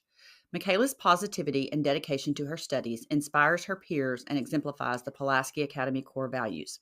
She is kind, collaborative, and hardworking. She serves on the Honor Council and also plays girls lacrosse. Congratulations to our exemplary core value role model and student for the week, Michaela Gramsch. You know that Crown Trophy of Little Rock has every type of award to recognize athletes, students, and even coworkers.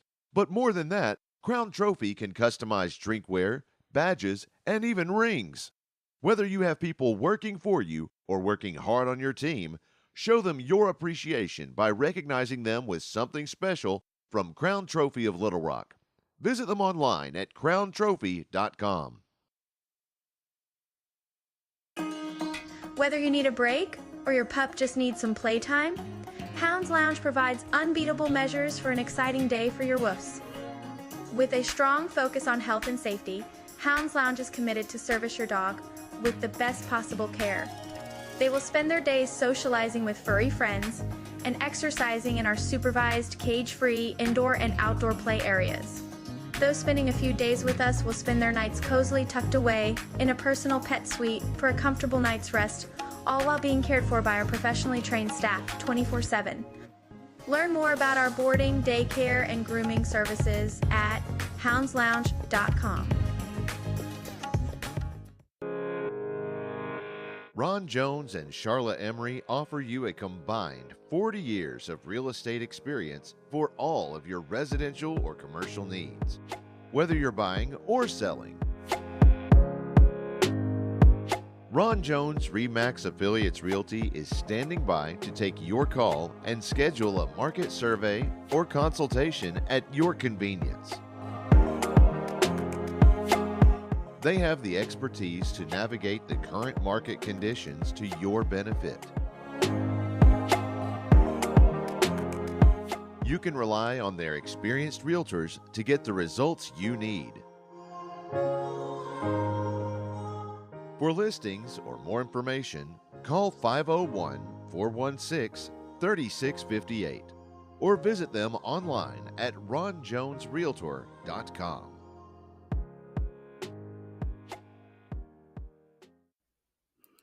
Please join us in congratulating the Pulaski Academy Student Athlete of the Week, Kate Weatherly.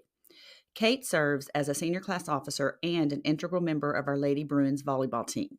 Kate pursues her academic and athletic goals with passion and determination. Through her exceptional leadership on and off the court, Kate motivates her peers to push their limits and strive for greatness. Congratulations to Kate Weatherly, the PA Student Athlete of the Week. At Akel's Carpet One, they can get it for you at wholesale. That's not just a slogan at Akel's Carpet One, it's their real money-saving story. You can get the lowest prices on carpets, floors, and real wood cabinets. They have nationwide buying power, low overhead, and local ownership that make all of this possible. Don't shop at the home centers or online when you can shop local and get the best wholesale prices. At Akel's Carpet One, we make it beautiful for less. AkelsCarpet1.com. Fans, it's time for the Caldwell Toyota Tip of the Week. When choosing a car, be sure to prioritize safety features like airbags, anti-lock brakes, and electronic stability control. These features make a big difference in an accident, helping to protect you and your passengers. It's worth investing in a car that offers solid safety ratings. This has been the Tip of the Week from Caldwell Toyota. Visit them online at caldwelltoyota.com. It's time for the Bowen Heffley Orthopedic Tip of the Week. Drinking enough water is crucial for your overall health, including your muscles and joints. Staying hydrated helps keep your muscles flexible and your joints lubricated, reducing the risk of cramps, strains, and injuries during physical activities. This has been the Bowen Heffley Orthopedic Tip of the Week. Scan the QR code or visit them online. At Caldwell Toyota, they are passionate about helping drivers find the vehicle that's right for them for the most affordable prices possible. That's why they carry such a large selection of new Toyota models, because whether you're looking for something sporty, efficient, versatile, family-friendly, rugged, or all of the above, they are confident they have a new Toyota model to meet all of your needs and then some. Visit them online at caldwelltoyota.com.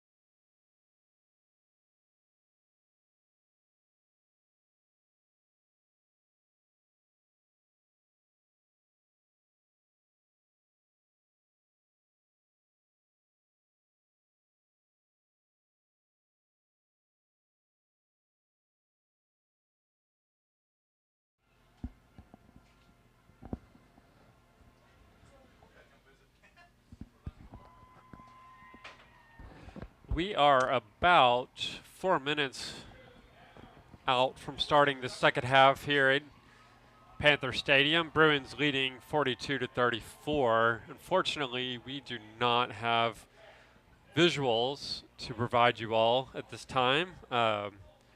Really do wish y'all could have seen that halftime show. That was extremely impressive and extremely original. I don't even know how to go about describing it, but Kind of a lumberjack theme. That's all I can come to my mind. yeah, lumberjack theme. Yes, there's like if we say lumberjack theme, like logs, trees, brown overalls, Corduroy shirts, and plaid shirts. Yep, the black toboggans. What are those? Yeah, black toboggan. Yeah. So they're clearing that all off, and again, hopefully we will have some visuals to provide you all.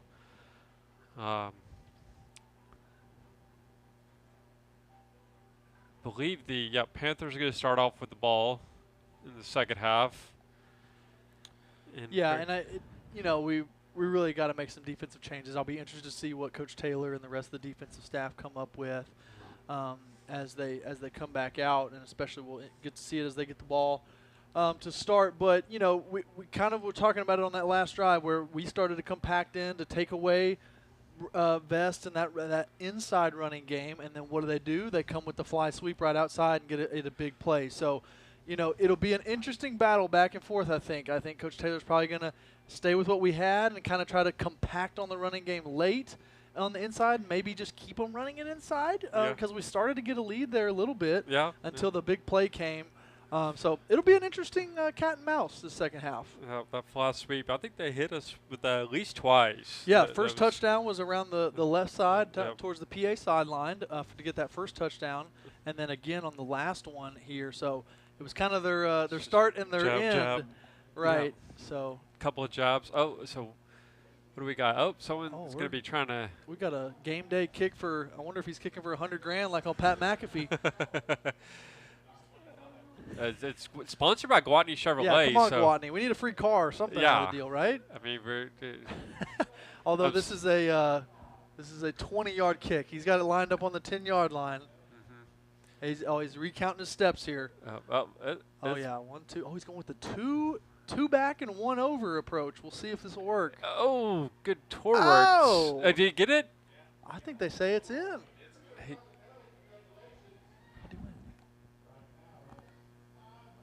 Oh, 500 big ones for the guy.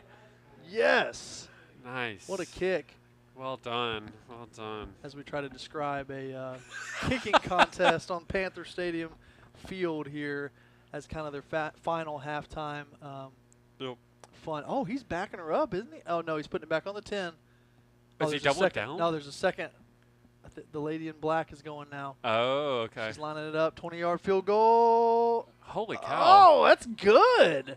Wow, that was impressive. 2 fans out of the stands, back-to-back 20-yard field goals. She looked like she might have done that before. Maybe played soccer I know, at least. It did. She looked natural with it. Yep. Here come the Bruins out. Waiting.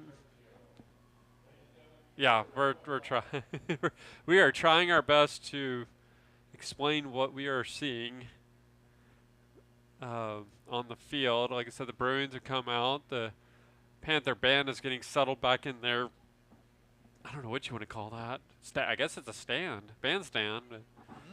I think that's the largest one I've ever seen. It is. It's huge. And so they reset the clock to the 3-minute warm-up time as both teams come out on the field, get a little stretch and a warm-up in. Yep. And we're going to get this second half kicked off soon enough. Yep. It's brought to you, of course, by Eagles Carpet One. I'm going to tell you a little bit about another one of our sponsors. We talked about one car dealership, so I think it's only fair that we need to talk about Caldwell Toyota. At Caldwell Toyota, they are passionate about helping drivers find the vehicle that's right for them for the most affordable prices possible. That's why they carry such a large selection of new Toyota models. Because whether you're looking for something sporty, efficient, versatile, family-friendly, rugged, or all of the above, they're confident that they have a new Toyota model to meet all of your needs, and then some.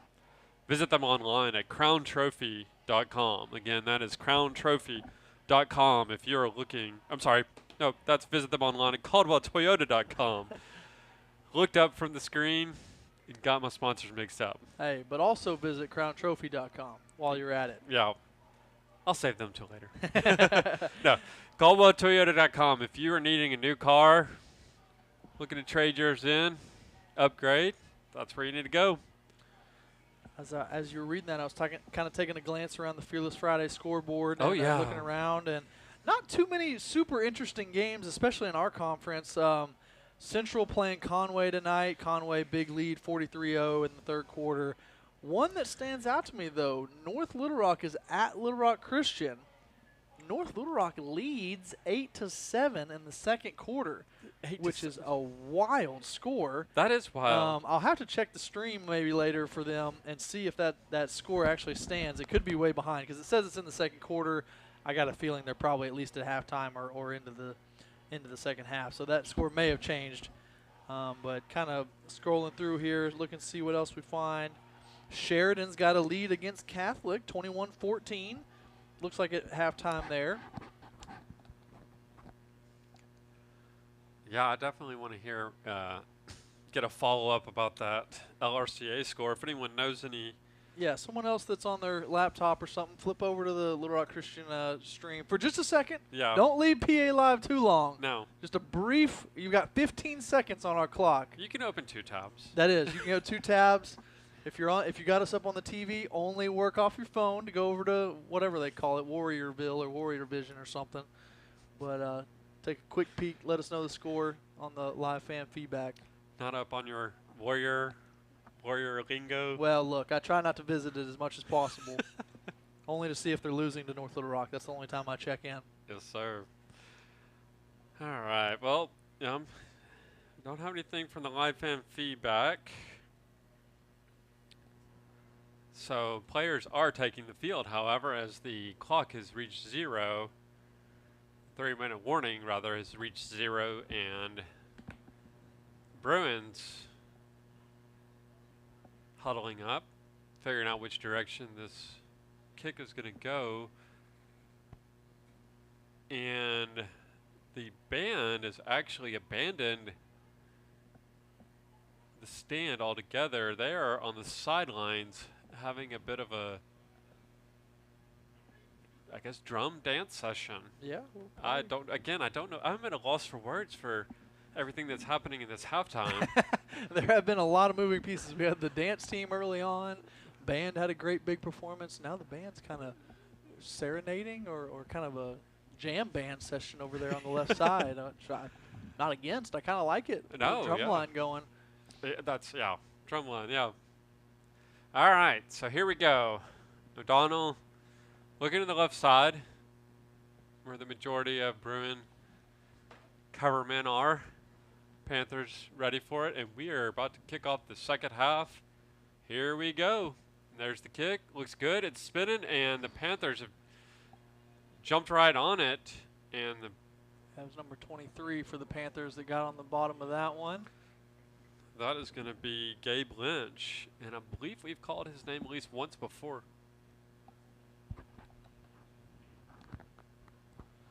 So just to keep you guys in the loop, we are working on the camera issues. We do realize that it's a black screen for you guys, but we'll try to describe the action as much as possible to give you a radio feel in the meantime. I'm sorry I can't do the old-timey radio voice that Josh can. But give us your best Paul Eels. I don't know. And that was tipped. McQuarrie was looking to the left side. Yeah, intended target was Evan Mathis. And JT Phelan got a big paw up there and knocked it up. And that was kind of similar to one of the plays from a couple games ago where Ronan had knocked it up to himself and took it for a pick 6. So JT had a chance there, but 2nd and 10 nonetheless. So that stopped the clock, 11:56. Oh, I'm sorry, 11:56. Bruins leading 42-34. I expect to see a run up the middle here, and Bruins threatening blitz. There's the handoff, and there's the go. Actually, they've A little bit of man in motion right before the handoff, but he went to the left side and picked up about 2 yards. Yeah, 3 yards. Number 4 came across in that motion that we've seen them give it to him on the fly sweeps a little bit then the first half, but they faked the sweep across and they hand it back to Vest up the middle, but like you said, only picks up about 3 yards. So 3rd and 7 coming up, just across midfield. Cabot on the PA 48-yard line. A little bit of thunder and lightning action from Vest and De La Torre. Yeah, and I expect to see a lot more of that as we go. Here we go. Number 4 coming across. There's the handoff to Vest. He's up the middle, and he is going to get stopped after picking up another 2 or 3 yards. So the Bruin defense holding firm now. We're looking at a Hounds Lounge. I'm sorry. This is a Homers. I had to think about my H-O-M, H-O-U. Yeah, Homers. 4th down. Yeah, 4th and 4 coming up. TJ Logan made that last tackle to cut him short. TJ had a great game against Bryant, ton of tackles in that game, and is showing out here again. 4th and 4 coming up. We do have binoculars now, and here's McCrory looking to pass, looking deep, finds a man, and it is they're saying it's complete, and yep, they're saying he caught it. Picked up about 20 yards. That's good for a first down. The Bruins players are objecting strenuously, mind you. And KJ not happy about that call. Unfortunately, there's no replay in high school, so it's going to be very good acting there. Impossible for us to go back on it. So either way, however it works out, fourth down conversion by the Panthers. They pick up the first down at the Bruin 29 now, just across the 30. Yep.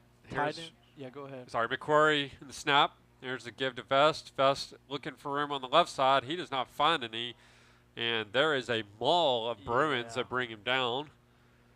Yeah, and I think PA was playing with a little chip on their shoulder. They thought they kind of got one stolen from them on that last 4th down, and now it's getting a little chippy. These Cabot offensive linemen are kind of stomping around in the Bruin secondary. So one Panther came off with his helmet off. I think there may have been some words about how that helmet came off, but no flag was thrown. So we got 2nd down and 10, 9:30 to go left in the 3rd quarter.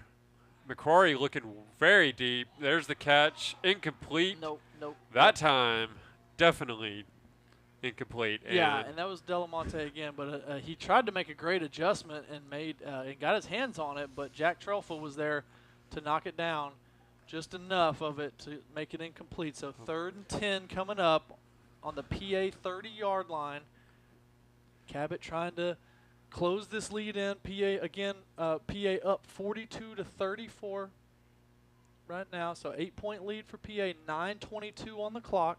Expect to see a run up the middle, try to pick up some yards, and then make it more manageable for a 4th down conversion. But they have 3 right, wide to the right, 1 to the left, and we have a false start. And the Bruin defense got into their head a little bit there. Yeah, and they tried a little bit of a different, wider formation. Let's watch the ref here just to make sure. Yep, it is a false start, so they're going to back them up 5. And they tried a different formation and a different guy coming in motion that time. And I guess maybe the timing just got off with the quarterback calling it and the center snapping it, because the whole right side of the offensive line was ready to go, and the center was not. So that's a PI, or first PI roofing penalty of the 2nd half. Panthers looking at 3rd and 15. 9:22 left in the 3rd quarter. Here's McCrory, got that man in motion again. Not De La Torre this time. McCrory rolling out to the right, looking deep, throwing deep. He's got a man there, and that man made the catch. Wow, they gave it to him. I thought that ball hit the ground. Again, a great catch, adjusting. And we've got a flag in the backfield, though. Woo! Is that going to be a late hit or going to be a holding? They're marching. Yeah, you're right. Late hit on the quarterback, roughing the passer. So that's going to go half the distance after that catch. They'll be inside the 5-yard line. I didn't see who it was that was hitting the quarterback late, but another great adjustment on 3rd and 15 by that receiver. It was kind of thrown behind him and short, and he made a great adjustment to come back on it.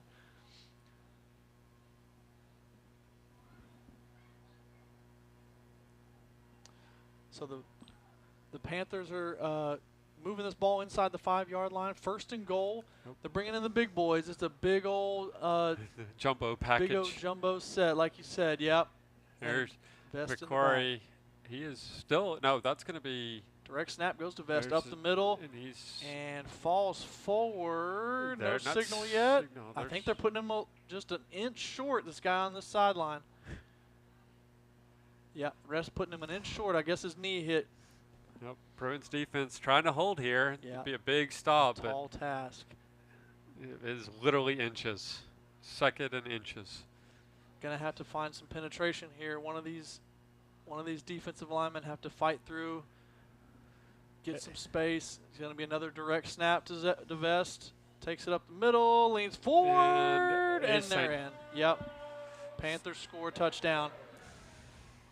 So with 8:35 left to go in the 3rd quarter, Panthers down by 2, looking to convert and presumably convert. Let's see who comes out.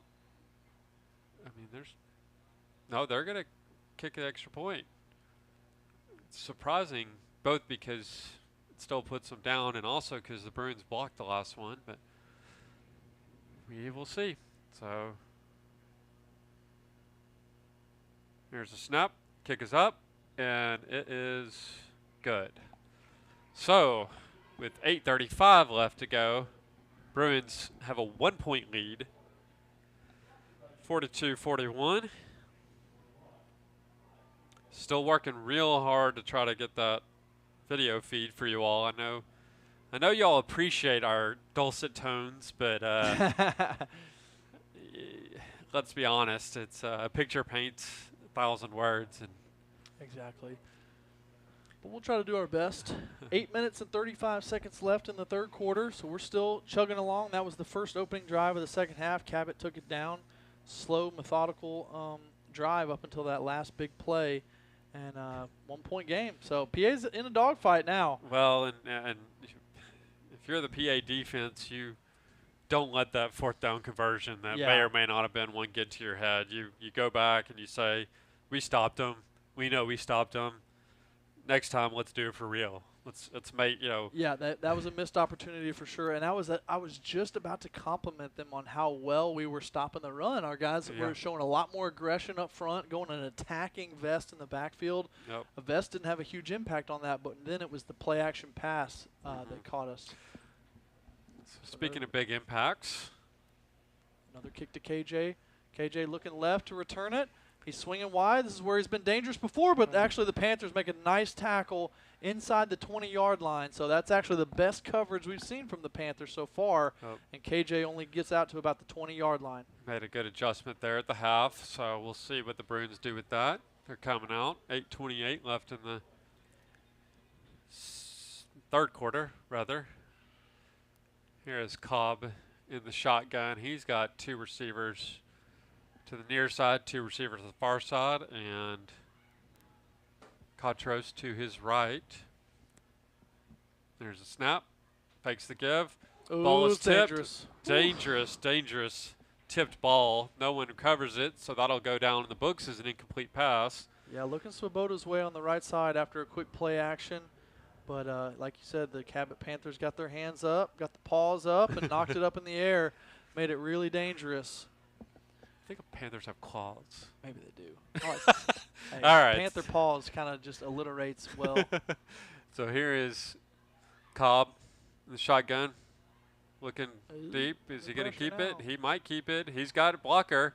He is going to keep it. They're going to say a holding penalty there. There's some laundry on the field. I'm not sure about that. Yeah, that didn't look like much of a hold either. They're looking at Evan Goodwin at left tackle, but I just didn't see a lot of holding there. Maybe they had a different angle than us. Yeah, I mean, Yep, it looks was like he was holding. backing his man up, but either way, the only people backing up at this point are the Bruins now. Say, you are not seeing things, folks. You are not seeing things. We are having some color issues now, but we do have a video feed for you. I wish we had a better picture right now than 2nd and 20, but that's what we're looking at. So here is Cobb. There's a snap. He's going to be looking downfield. He's got a man, and that is good for pickup. We'll see where they mark it. That was William Svoboda on the reception. Nice little rollout there. Yeah, picked up most of the penalty yardage back, so now we're back to the original line of scrimmage. 3rd and 10 coming up. One thing I noticed is Cobb, rolling out away from that line so they can knock that ball down this time. Yeah, yeah. See if he continues with that. So empty backfield, Crowd 2 receivers to the right, 3 to the left. There's a snap. There's a quick pass. Oh, yes. Slant over the middle. That's good for a first down and a few yards on top of that. We'll see. Either way. Yeah, picked up the first down. Beautiful throw right across the middle. Found William Svoboda for the first down.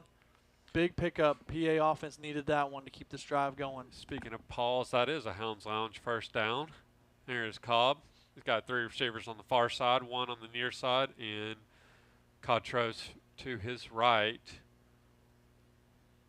Cobb checks the sideline for the play. Looking deep, throwing deep. Got a man. That. And a great catch by Connor Coldren. That was across the middle, went up high, caught it right on top of the receiver. I mean the defender, rather. Yep, really, really well-placed ball, too. One that only he's going to be able to get to. Yeah, and Connor at 6'6" has got a frame to go up and get it for sure. Just past the 40-yard line of the Panthers, down to the 38-yard line. 1st and 10, PA on the move. Here's Cobb. Waiting for the snap. 3 receivers on the near side. Cotros to his right. I wouldn't be surprised to see a handoff here. There's a snap. Nope, quick slant pass again to Svoboda. And that is going to be good for another Hounds Lounge first down.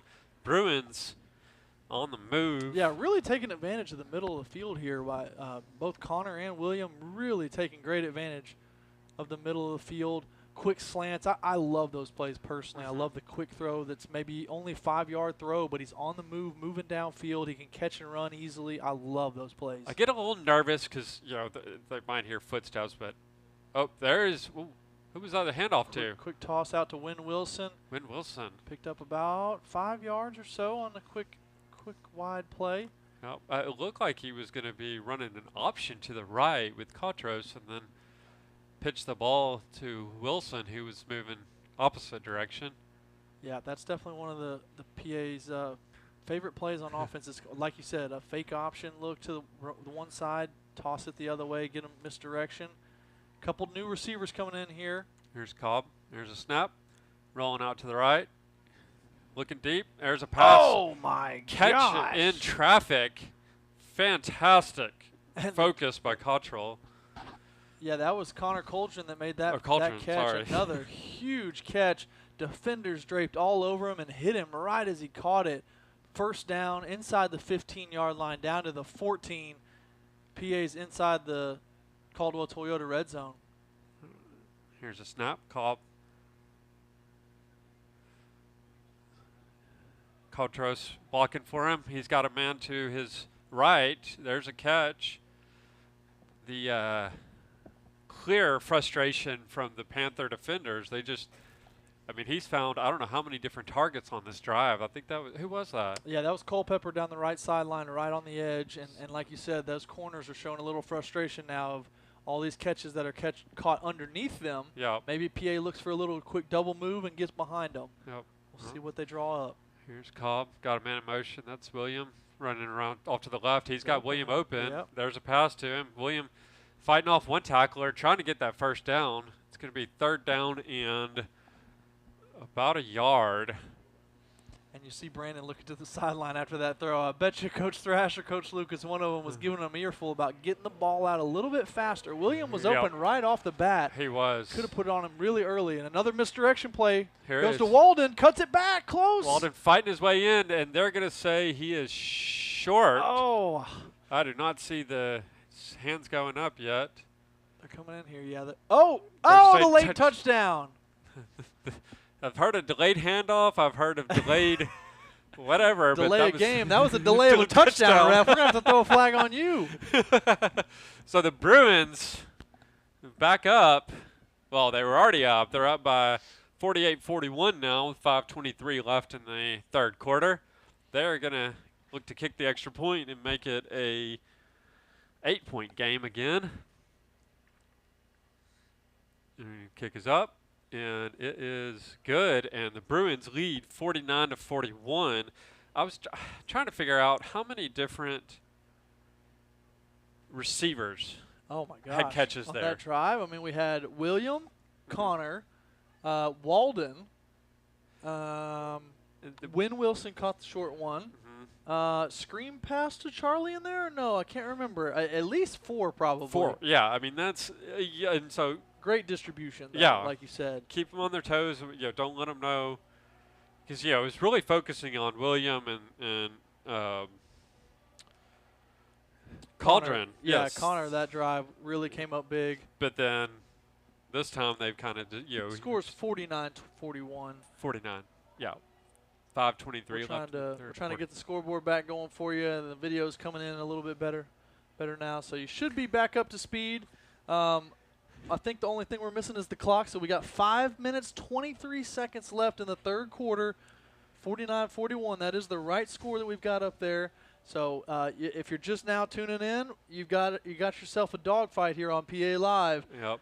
The offense has been rolling this whole game, continue to rack up points, but the defense is having a little struggle tonight. Yep. It's getting used to this Cabot running game. They've really used their power running game to dominate the first half and even the first drive. So would love to steal a possession here with an onside kick. So Landon's got it set up on its belly. He's a little closer to the near side than he has been all night. So interested to see what they've got.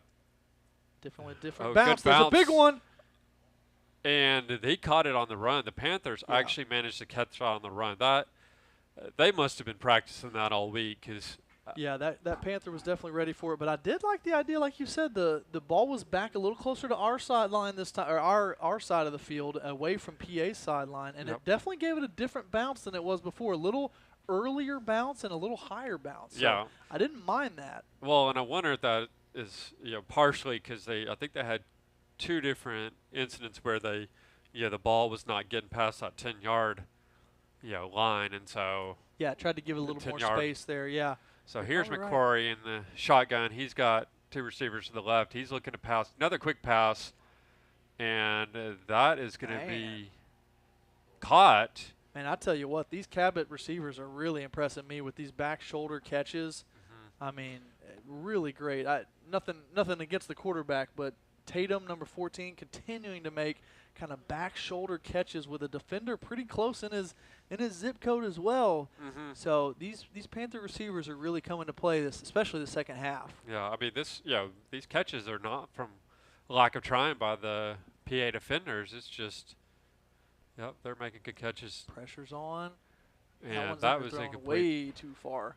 That was, who was that on the pressure? That was number 10. Yeah, Jackson Redmond brought the pressure. Man, he just shoved his that offensive lineman out of the way. He just about got to the quarterback. Definitely heard that incomplete pass. So we're looking at 3rd down and 3 for the Panthers. 4:43 to play. And good coverage there on the back end. Actually, two defenders watching that receiver. Hartford Lowe initially had him, and KJ kind of playing some coverage as well to really cover it up. 3rd and 3 coming up. I've got to think they're going to get back to the running game here. Yep. 2 straight passes. Yep, there it is to Vest, and Vest is going to get real close to that first down. The referees, where he's standing, it looks like it should be. But I think he's right on the line. I think they're going to give him the first. Looks like it's right on the stick. Yeah, there it is. First down, Panthers inside the PA 40-yard line down to the 39.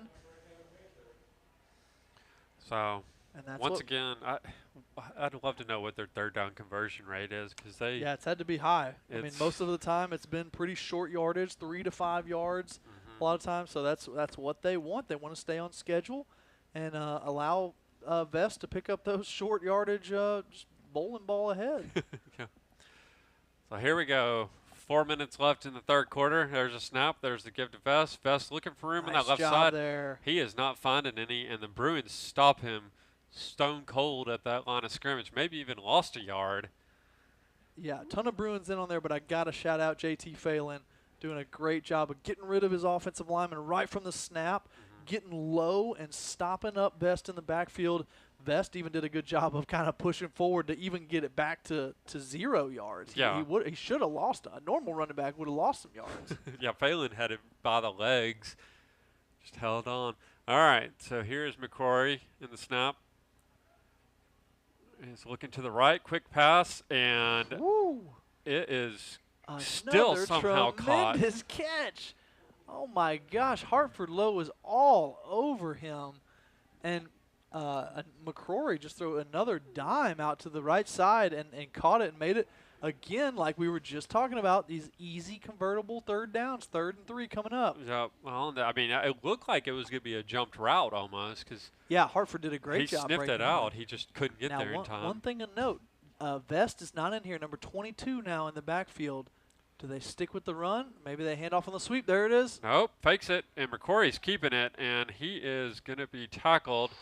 That's even closer than the last one. Oh, man. I think it's going to be 4th, though. I think he's going to be a yard short. Referees Yeah.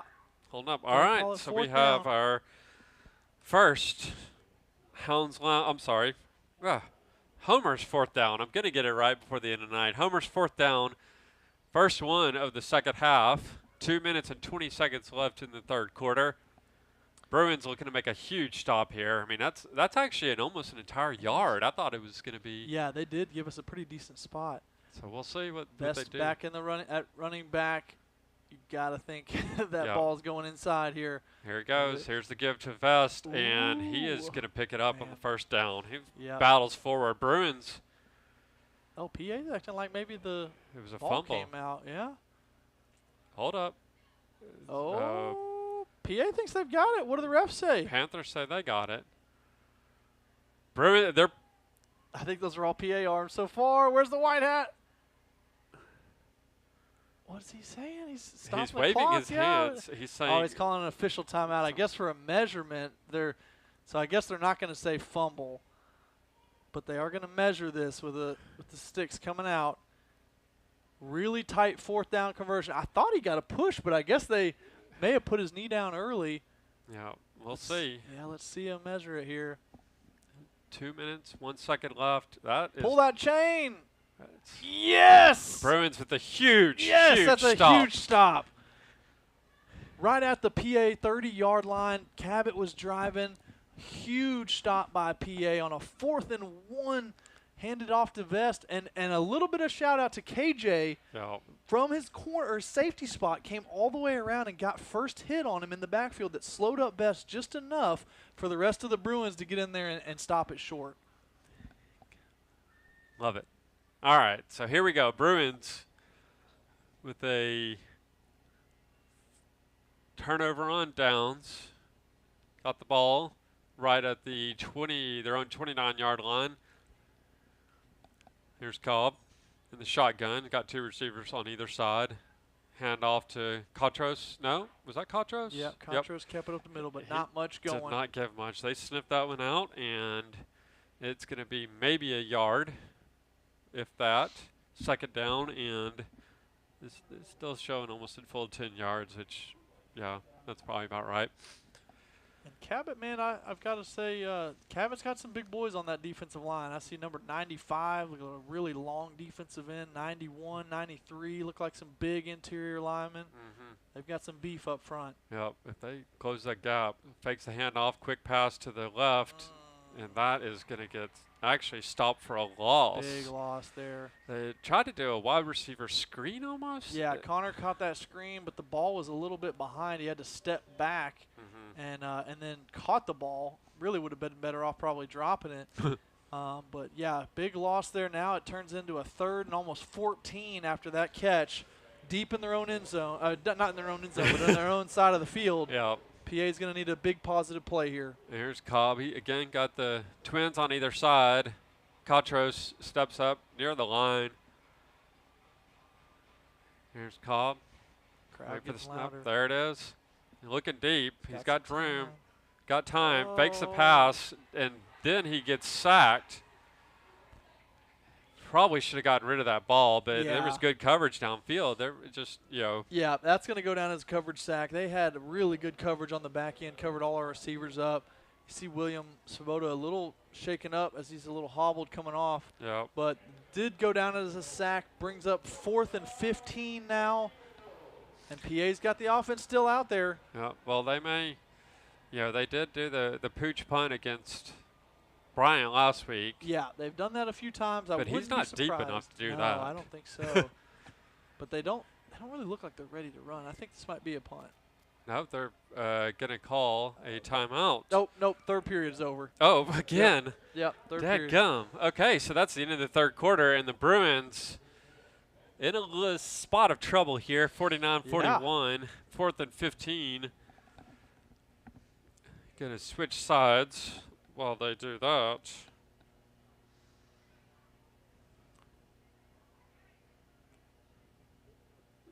Now is the time I tell you about Crown Trophy. Do it. All right. You know the Crown Trophy of Little Rock has every type of award to recognize athletes, students, and even coworkers. But more than that, Crown Trophy can customize drinkware, badges, and even rings. Whether you have people working for you or working hard on your team, show them your appreciation by recognizing them with something special from Crown Trophy of Little Rock.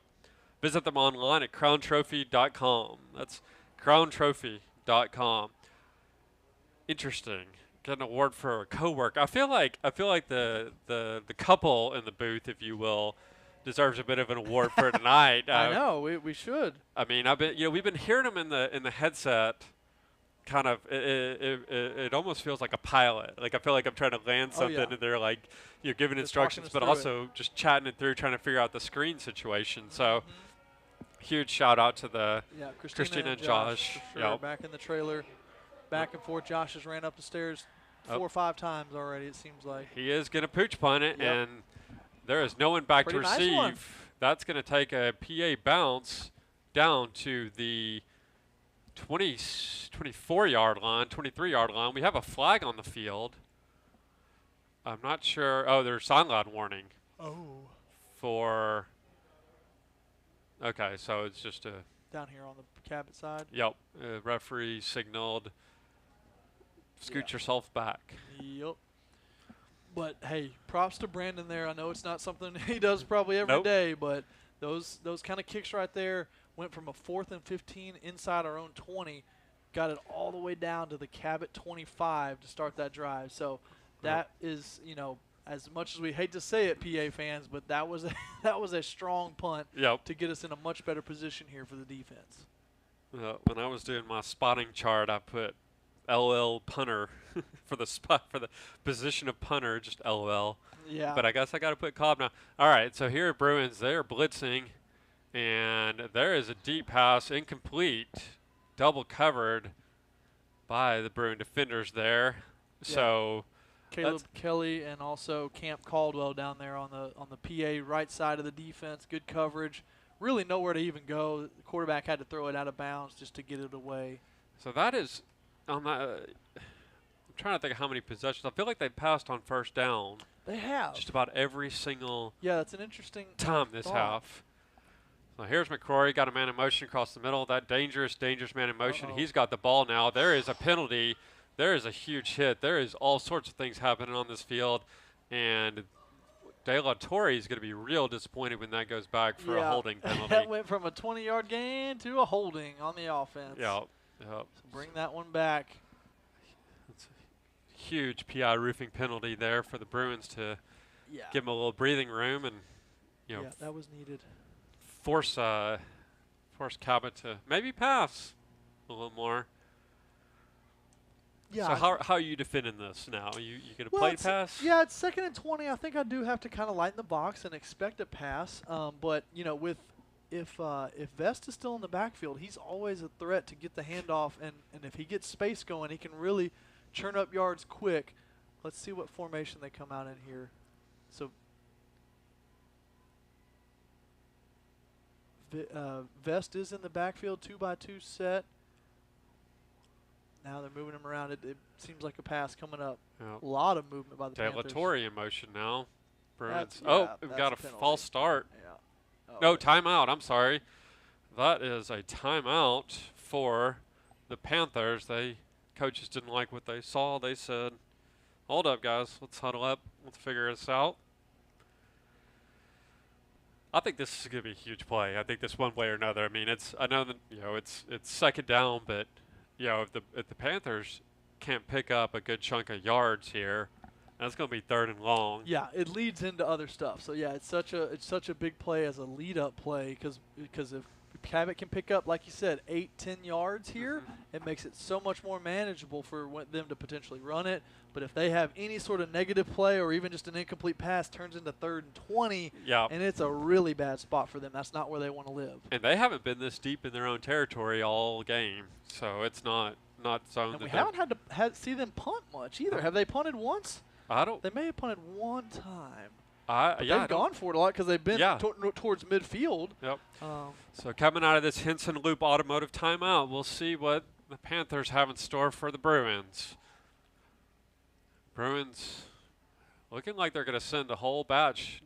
McCrory looking deep. He's got a man. The man catches it, and the Panthers are back in business at the 50-yard line. Just on the other side of the 50-yard line, rather. Another one of those back shoulder throws to number 14 down the right sideline. Same play we've seen a lot. But like you said, a big play gets them across midfield into PA territory. Yep, he saw single coverage and let her rip. Yeah, and that's just a really tough play to defend because, and you see it all the time if you watch NFL football, you see Aaron Rodgers do it a ton, those back shoulder throws. Really hard for the defender to make a play because you have to come through the receiver to come back and make them. So shout out to the Cabot quarterback and receiver on that one. Here's Vest up the middle. He's going to pick up about 3-4 yards. And referee's going to – oh, no, that was a offensive lineman. It's kind of a scary thought that I'm getting him confused. Yeah, hopefully there's no O-lineman with the zebra prints on, but – yeah, well, no, I'm talking about I thought the offensive lineman was Vest getting up, and I was like, why are they marking him so far back? I was getting the big man confused. Yeah, that tells you how big Vest is. Yeah. 5-man front for the Bruins now. Fakes the handoff. Uh-oh. McCrory looking deep, and they're going to throw a flag. Yep. Yeah. As they should. That was I think that was Camp Caldwell on the coverage. It was frustrated, but he wasn't even facing the ball. Tough position to be in. He was man coverage, soloed up, Delamonte on that fade route from the inside. Yep, going to call it pass interference. So what point you think the Bruins going to start considering just having that deep safety kind of like the Panthers did? Yeah, it's a battle. Like we said, that was going to be the cat and mouse. Do you stack people in the box to stop this run? And maybe with an 8-point lead, you don't stack it as much, and you try to play a little more coverage. Oh. But yeah, to me that's the beauty of football. It's like every defense has a vulnerable point, and every offense has a vulnerable point. Well, and McCrory's not looking. I mean, he's just launching as soon as he sees. There's Vest up the middle. He's got some ground.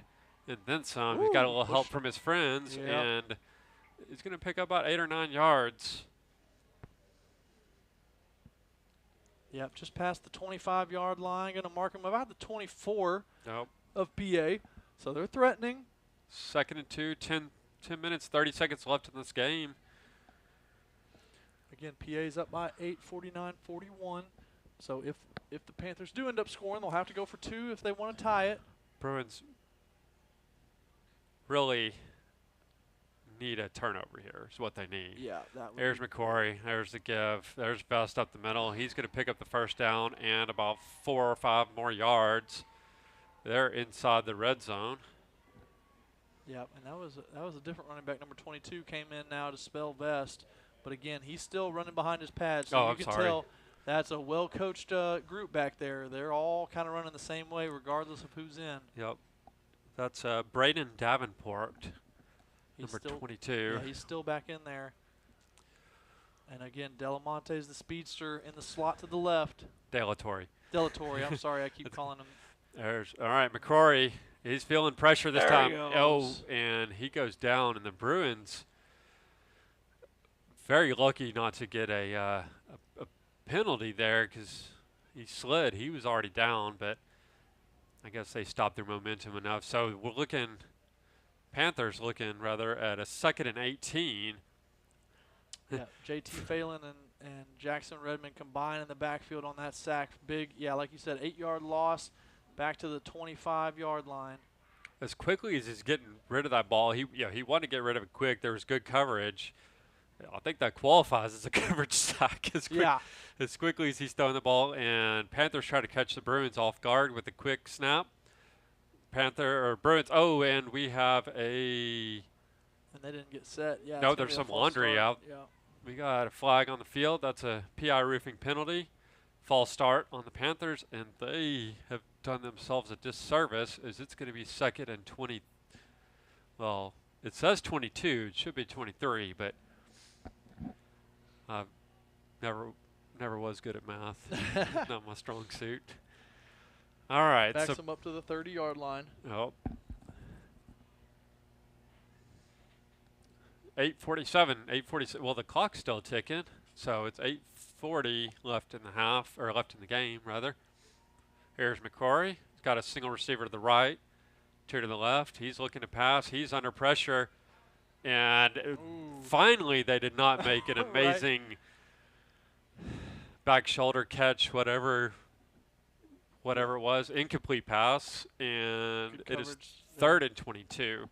Hartford low on the coverage.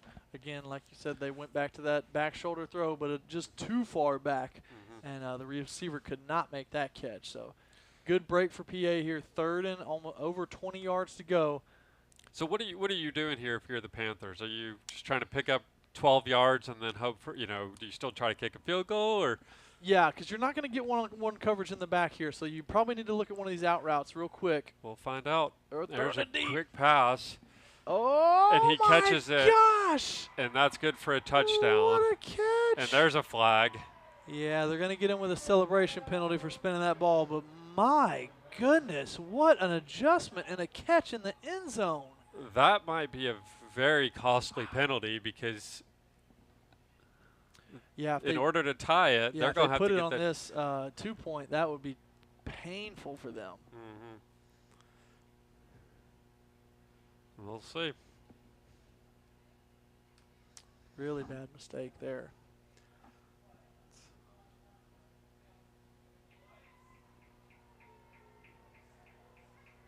Crowd not happy with that decision, but yeah, I think it pretty clearly states in the high school rules you can't spin the ball. So it is not a top. Yeah. Ball, not toy. So I didn't hear him. Did they put it in on this, or did they put it on the kickoff? Well, ball's still set up on the 3. Yeah. So I guess they can't. I don't know why they can't. Yeah, why add they it to can't. The extra point. That's that seems like it'd be a huge thing here. Well, I know in college they can. They do. Now they're no, he's just moving it. Moving it to the left hash. Okay. Well, they're going to set up the 2-point try from the 3-yard line. Huge play coming here. What we think. Let's see, McCrory's got a man in motion.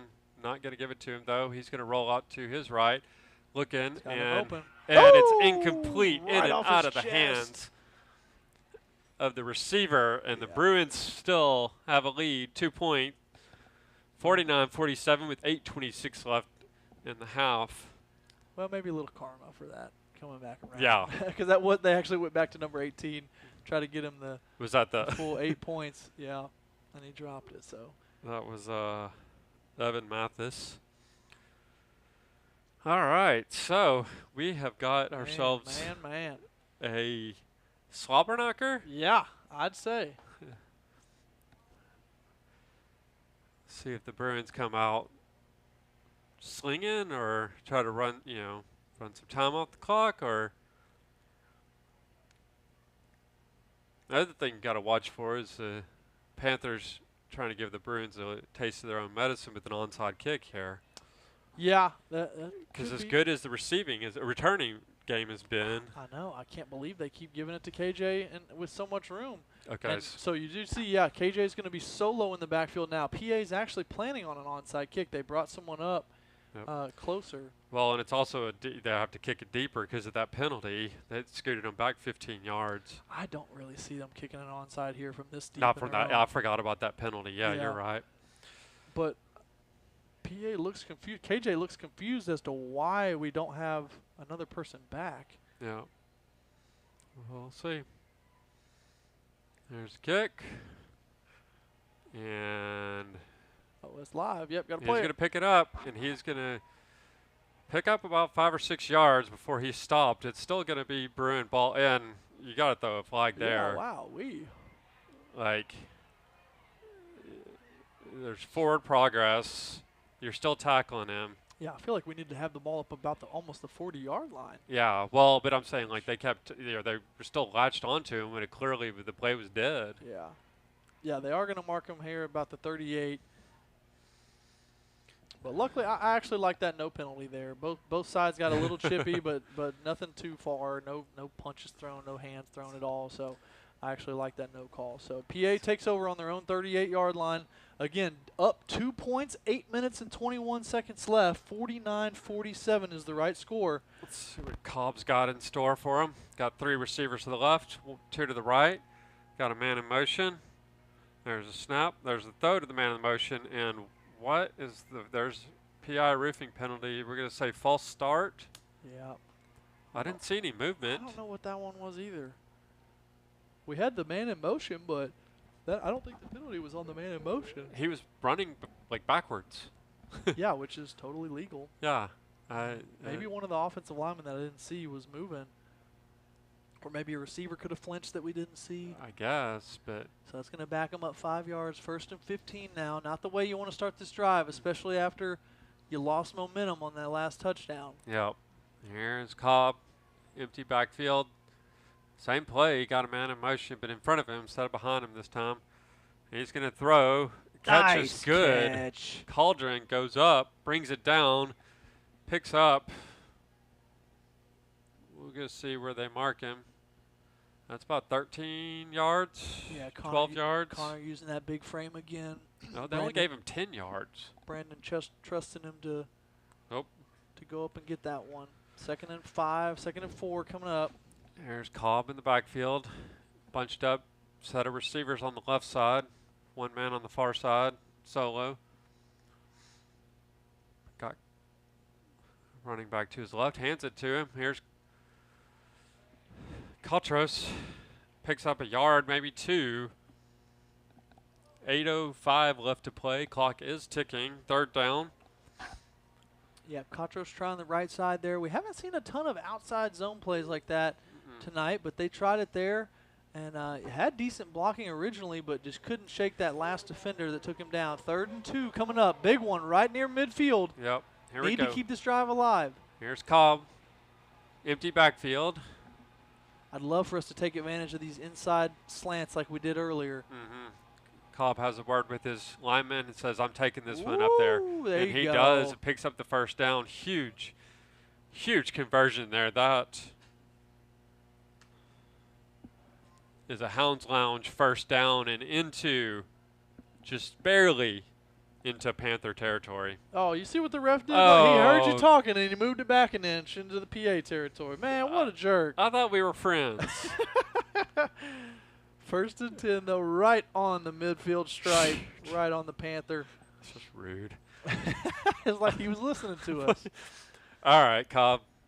Let's see here. He's got trips to the left, single receiver to the far side, man in motion, passes to the man in motion. That's Kotros. Kotros he had some blockers, but just couldn't find his way through the trees.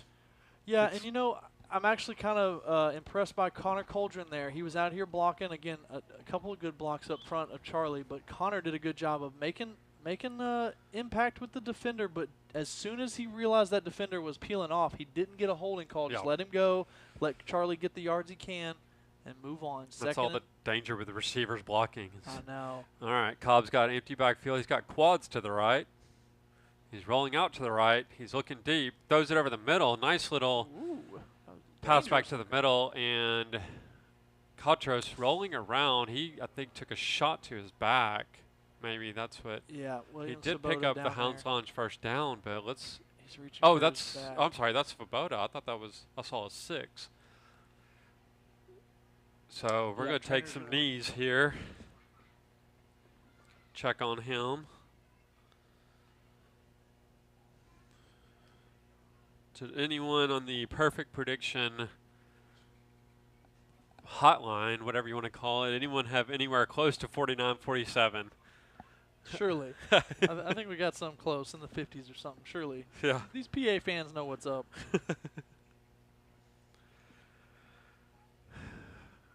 Well, again, I want to give a shout out to the Carrolls for fighting so hard to get a video and audio and everything working. Hopefully, have a good finish on the field to pay off for all that work. So here we go. Cobb got first down at the 40-yard line. Got a man in motion. Here's Cobb. He's going to fake it to Cotros. Good setup. Looking deep. Oh, he can't find him, though. And he threw it in the ground. I don't know who that was thrown to, but Yeah, Will Manning was right there in the area. I don't think this should not be a penalty. The refs are really talking about it. But, I mean, Manning was 2 feet away from that ball. yeah, I mean, we'll see. Refs really trying to Huddle it go up. too far here, guys. Yeah, if you're having to wait that long, it's not a penalty. If you're taking that long, you bet. Oh, Oh, my. my Lord. That is awful, That's some man. home cooking right there. So awful. So second down and march backwards. We'll see. Yeah, so that's going to basically go down as a sack. That goes down so from the spot of the foul where Brandon was when he threw it. That's a killer penalty and a loss of down. Man, I just hate I can't that. believe they called that. I mean, it's like, do you not see the screen man set up right there? Yeah. And it goes 2 feet away from his feet. Yeah. All right, so second down and 25. Bruins have their work cut out for him. 3 downs to get 25 yards. That time. Now he's going to scramble. Cobb looking. He's got a man on the left side. That's gonna be Conway about- making his first catch. 10 yards. We'll see. Yeah, right at about the 40-yard line.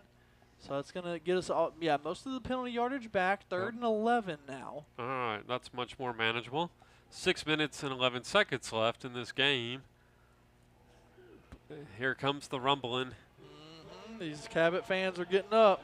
Yep. There's Cobb waiting for the snap. Got trips to the left, rolling out to the right. Find him. Oh, he's making He's a play. in trouble, and he He's is gonna go down. He is still loose. What? And they called it. Oh, because Yeah, they blew him dead from forward progress, which is fine. yeah, he lost a shoe. But So yeah, that's a big sack there. yeah, Back to the 49-yard line. So a long 4th down here. What do? Do you go for it? It's a 4th and almost 20, it looks like. 5:27 left in the game. Now this is a big one here. Don't want to give Cabot the ball right here at midfield No. with all this momentum. He's far enough back. He's going to punt that thing. He's take it. Yep. He took a couple steps back. Take one more. Yep. Oh, no, he's going to pass it. Looking deep. He's got a man, Oh, and it's he just short-armed it. Gosh. incomplete and Looking towards Walden Culpepper's way up the middle, but just out of reach of his hands. Turnover on downs right at midfield. Whoo, that's a tough one. yep. That's a tough one. So now the question becomes, how good is the Panther kicker? Yeah, so Two-point two-point game. All they need is a field goal, but we haven't really seen much out of him other than a couple extra points. So really have no idea what kind of range this guy's got. Yep. So here's McQuarrie, man in motion. The give is to assume Vest. He's up the middle for about 4 or 5 yards. Yep, that's Vest again. 36 in the backfield, getting back to him. They're not in a super rush. 5 minutes on the clock. Yep. But if you're Cabot, you don't want to take up the whole time. You want to, make some room just in case you miss the field goal or something happens. You want a little bit of extra time Yep. on the other side if needed. All right. Second down and 5. McQuarrie in the shotgun. He's got man in motion. Give to Vest again. Vest is going to get Nice. stood up at the line, maybe even lost a yard or two. And a smart play there to not throw him down, just Yep. let go of him after they blew the whistle. Jackson Redmond making a huge play. Junior linebacker, defensive end. Got to play a ton last year as a sophomore and really making a even larger impact this year. Just such a steady force, I think, when I hear his name and I see him play. He doesn't make a huge ton of flashy plays. He's got a couple sacks this year here and there, but just a solid, steady defender, which there's nothing wrong with that. I'm using that as a compliment. Yeah. So they did lose a yard, 3rd and 6, 3:50 left to play. Here's a snap. McCrory pass, and it's almost intercepted. Oh, my goodness. Jumped the route. Yep. Oh. Hartford low over here as well as KJ was deep. And even Jake Fuller was kind of an underneath player. Could have jumped up if they threw it shorter from his linebacker spot. So Lowe's going to want that one back. yeah, similar situation though. 4th down. Cabot's going to call a timeout. Yep.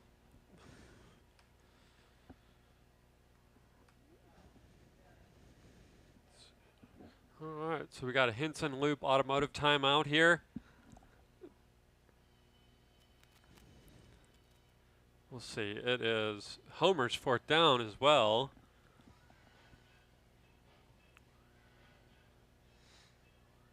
And we have some jump around too. Yeah. Are we in Wisconsin? Is it Gotta Wisconsin? jump around. I think it's that. Yeah, yeah, that's the I one. think that's right. Yeah, Wisconsin. They. Do it big down there. Yeah.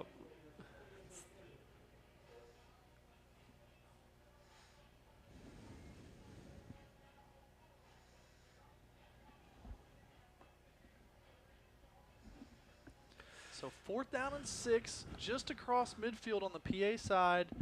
And Cabot looks like they're going to go for it. So they're showing a little aggressiveness here after PA just went for it on 4th down. A little easier to pick up the PA's 4th and 20, but nonetheless, showing some aggressiveness here.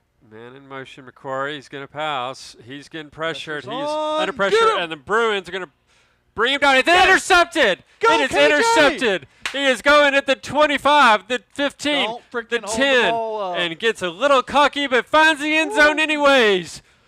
Oh, my goodness. Wow. What a Panthers turn of fans events. are they're shocked. shocked down here. What a burger. What a play.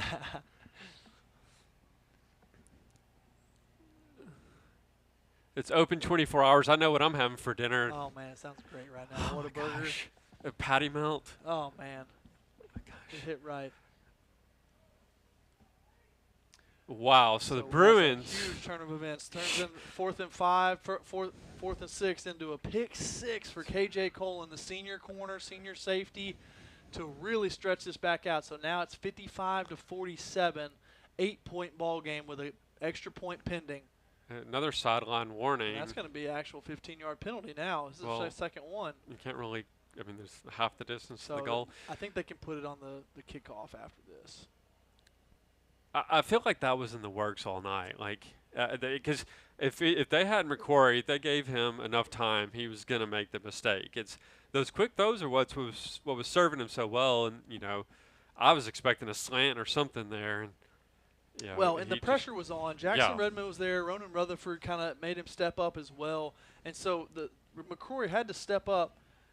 Let's watch this extra point here. Up and good. So that makes it a 9-point ball game. A huge connection there.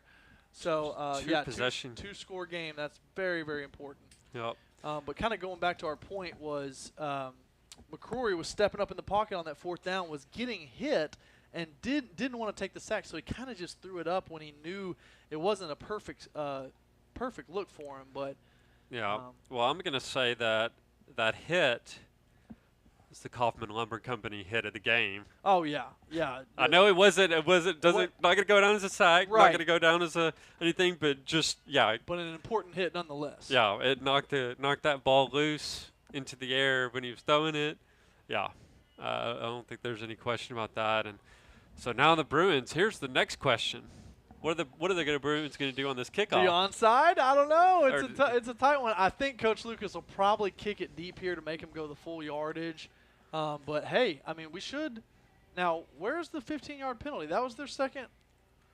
We should get a penalty here, guys. Let's see. I mean, he's And telling him. Why is he telling him? Wait, why are we going backwards?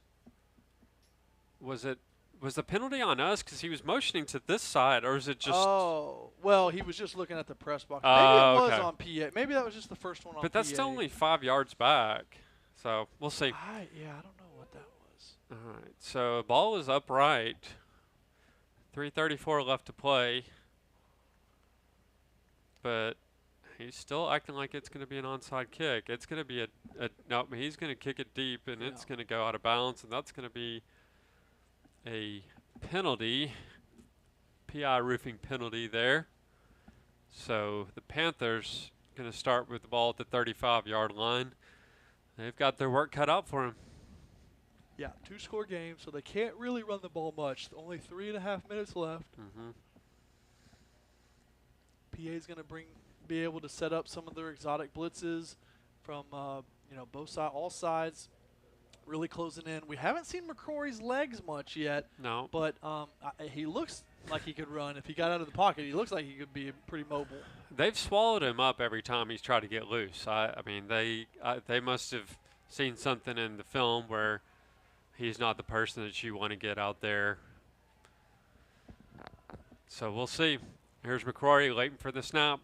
No give there. He's going to quick pass. And there's a almost intercepted again. And that was a dangerous, dangerous play. Not only just for the pass, but there were 2 different players diving for that ball. And I am very happy that no one got hurt there. Yeah, Caden Nash knocked it up. And, like you said, 1 Cabot player, 1 PA player, both going for that ball, just kind of sacrificing and laying out. It could have been really bad. Yep. 2nd and 10. There's Bruins flushing McCrory out. McCrory going deep. He's got a man, and they're going to throw a flag there again. Yeah, gosh. I mean, he's not even arguing that one. It's button facing. This is just me and my personal opinion. I've probably thrown it out on the live stream before, so I'll say it again. But I hate when the defender is in a good position and the ball is underthrown so badly that the receiver comes back through the defender and it makes the defender look bad. And it's a penalty on the defender. I don't really like that. I wish football would somehow find a way to change the verbiage of the penalty, the pass interference calls, to get that fixed, because you see people take advantage of it all the time on Friday, Saturday, and Sunday all across the board. There we go. McCrory in the snap. He's quick pass to the right, incomplete. 2nd down, 3 minutes and 21 seconds left, so not a lot of time going off the clock here. Yeah, the only problem with that interpretation is still if the defender's not even looking at the ball, like it's and if he's making contact and he's really just not anywhere near the ball, then you start worrying about like holding penalties, whatever. So here's McCrory. Looking deep, got a man, finds him. That's good for a 1st down. It's going to be right at the 30-yard line. So Panthers on the move, only took 5 seconds off the clock. Panthers not going down. No, they're moving down. They're on the 30-yard line already, and they'll only take up about 20 seconds or so. Well, and he got out of bounds, so it stopped the clock. Oh, here's McCrory. He's getting under pressure. Overthrows his intended receiver. I don't know, though. That receiver was 2 feet away. Right. Could have been an intentional grounding. You know how these refs are sometimes. Well, the ball didn't make it to the line of scrimmage. I mean, wait, they seriously are talking about it. Oh, they actually are talking about it. I was half joking. I mean, I was like full joking. I'll take it. You can't. I mean, you take it, but I wouldn't want it. I mean, come on, White Hat. What's he? No, it looks like they're going to back off. Well, he's turning to us. He's ineligible receiver. Okay, that's fair. Yeah, maybe lineman slid downfield a little bit there, so that makes more sense. I didn't see it with my own eyes. But that ball went right over the receiver's head, I hope. So we got a PI roofing penalty here, 5 yards. Panthers looking at 1st downs, though, still. Can one of these D linemen make the big play and get a sack? Yep, they're certainly fighting their, and they almost did, and that's an incomplete pass. Intended target. Yeah, looking for number 14 again. 14's made a bunch of big catches, but that one was way too far behind and underthrown. Couldn't make an adjustment. excellent job by the offensive line to get, or defensive line to get to him. And he's hurting. McCrory took a shot. Yeah, he's taking a couple big ones back there. 3 minutes and 6 seconds left. Again, PA up by 9, 2 scores. So Cabot's really got to score in a hurry if they want to make this a game. Yep. Oh, there's a quick pass. There was I think a blitz. whistle blew, Oh, yeah. we got a penalty. PI roofing penalty. No. We'll see. Offsides. Yeah, on the I guess. defense. Oh, Bruins jumped. All right, so just gave those 5 yards back. Took a few seconds off the clock, though. Here's McCrory. Got 2 receivers on either side. Quick pass.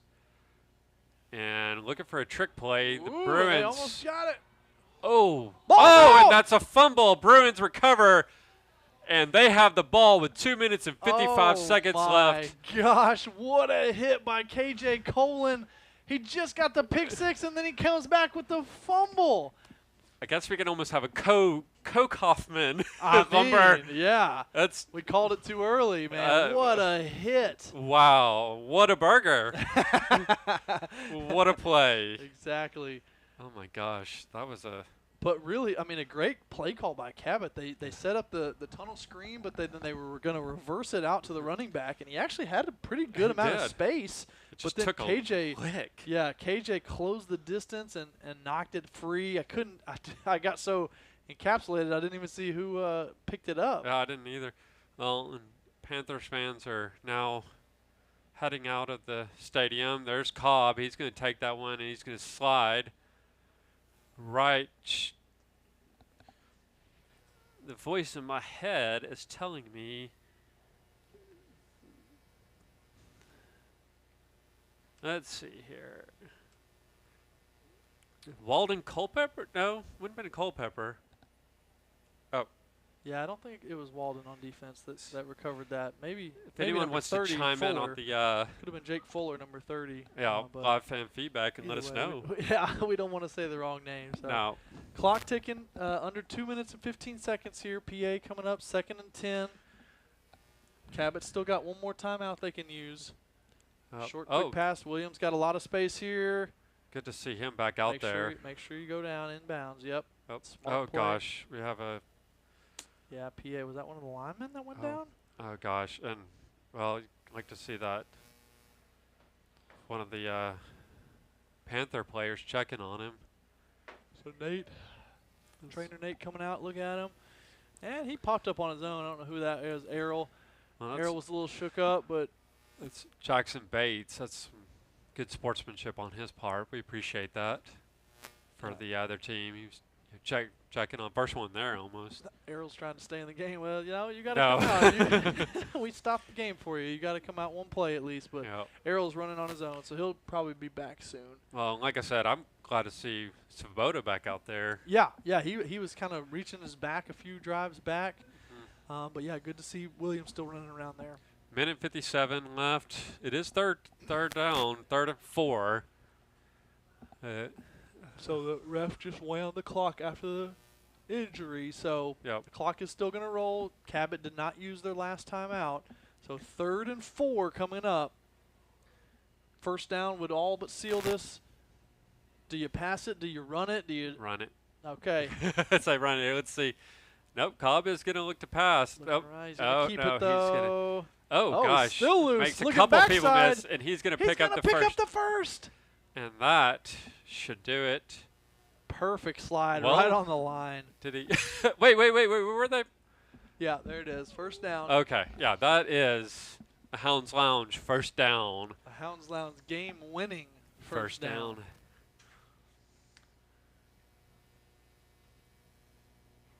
All right. So Jackson Redmond actually, we got some live fan feedback that Jackson Redmond recovered that the fumble earlier. So shout out to Jackson Redmond. He's had a great ball game. Shout out to the live fan feedback for letting us know about that. Whoever that was, they can go roll get that yourself a YouTube back. Whataburger. Yeah. All right, and take a knee. And the Bruins. Easy now, 93. Yeah. Pipe down.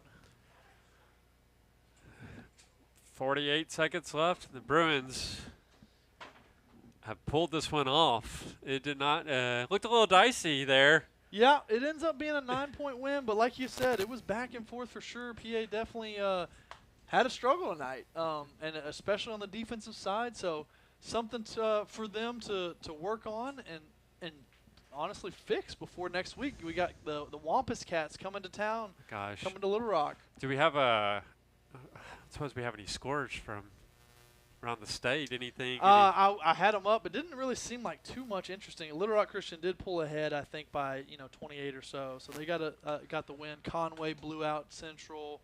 So really not too much stuff going on in the 7A. Pretty normal outcomes. Gotcha. So well, you got to hand it to the Panthers here. I mean, that was like a heck of a game. I mean, they really, after last week, they took a bit of a beating, and they came right back, and they said we're.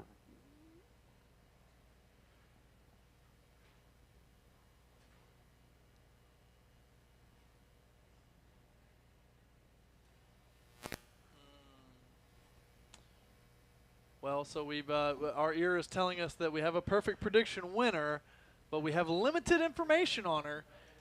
We know her name is Beverly, and her email is me@email.com. So that one's going to be tough to get a hold of. I'll see what Josh can pull off later, but I don't feel good about him getting a hold of her. So, yeah,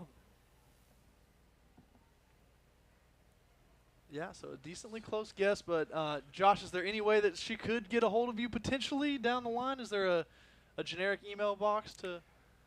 Okay, text the live fan feedback number. If you're Beverly and you guessed 48 to 25. We're going to need a government ID, official name on there. Passport. No random Beverly Harrison. If you're listening, don't be putting your notarized. Don't be texting it in. Yeah, we're going to need some legal tender on that. So, oh goodness. Anyways, I'm joking.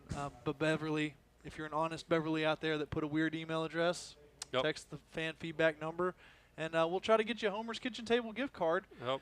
So my gosh, that sounds delicious too. I know. I think they're closed now. What? So no chance of getting that tonight. But now, tomorrow for brunch. Tomorrow for lunch. Too many delicious sponsors. Yeah, for real. I blame that one on Josh for all the food sponsors. Well, hey, we're going to wrap it up here at Panther Stadium in Cabot, Arkansas.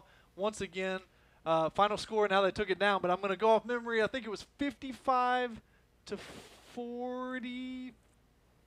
47. Then it wasn't 55. It was more than that. 56, 47. 56, 47. All right, there it is. They took it down on me early. But so thanks, everybody, for watching. Again, it was another great PA Live broadcast. We will be back with you next week. Thank you, Holt, again. Thank you. For stepping in. Me and him first time back and forth. But, hey, see you guys next week. Friday, 7 p.m. Same Joe Bruin B. time. Hatcher Stadium. Same Bruin location. PA Live. Be there against Conway Wampus Cats. Yep. Thank y'all for listening and watching.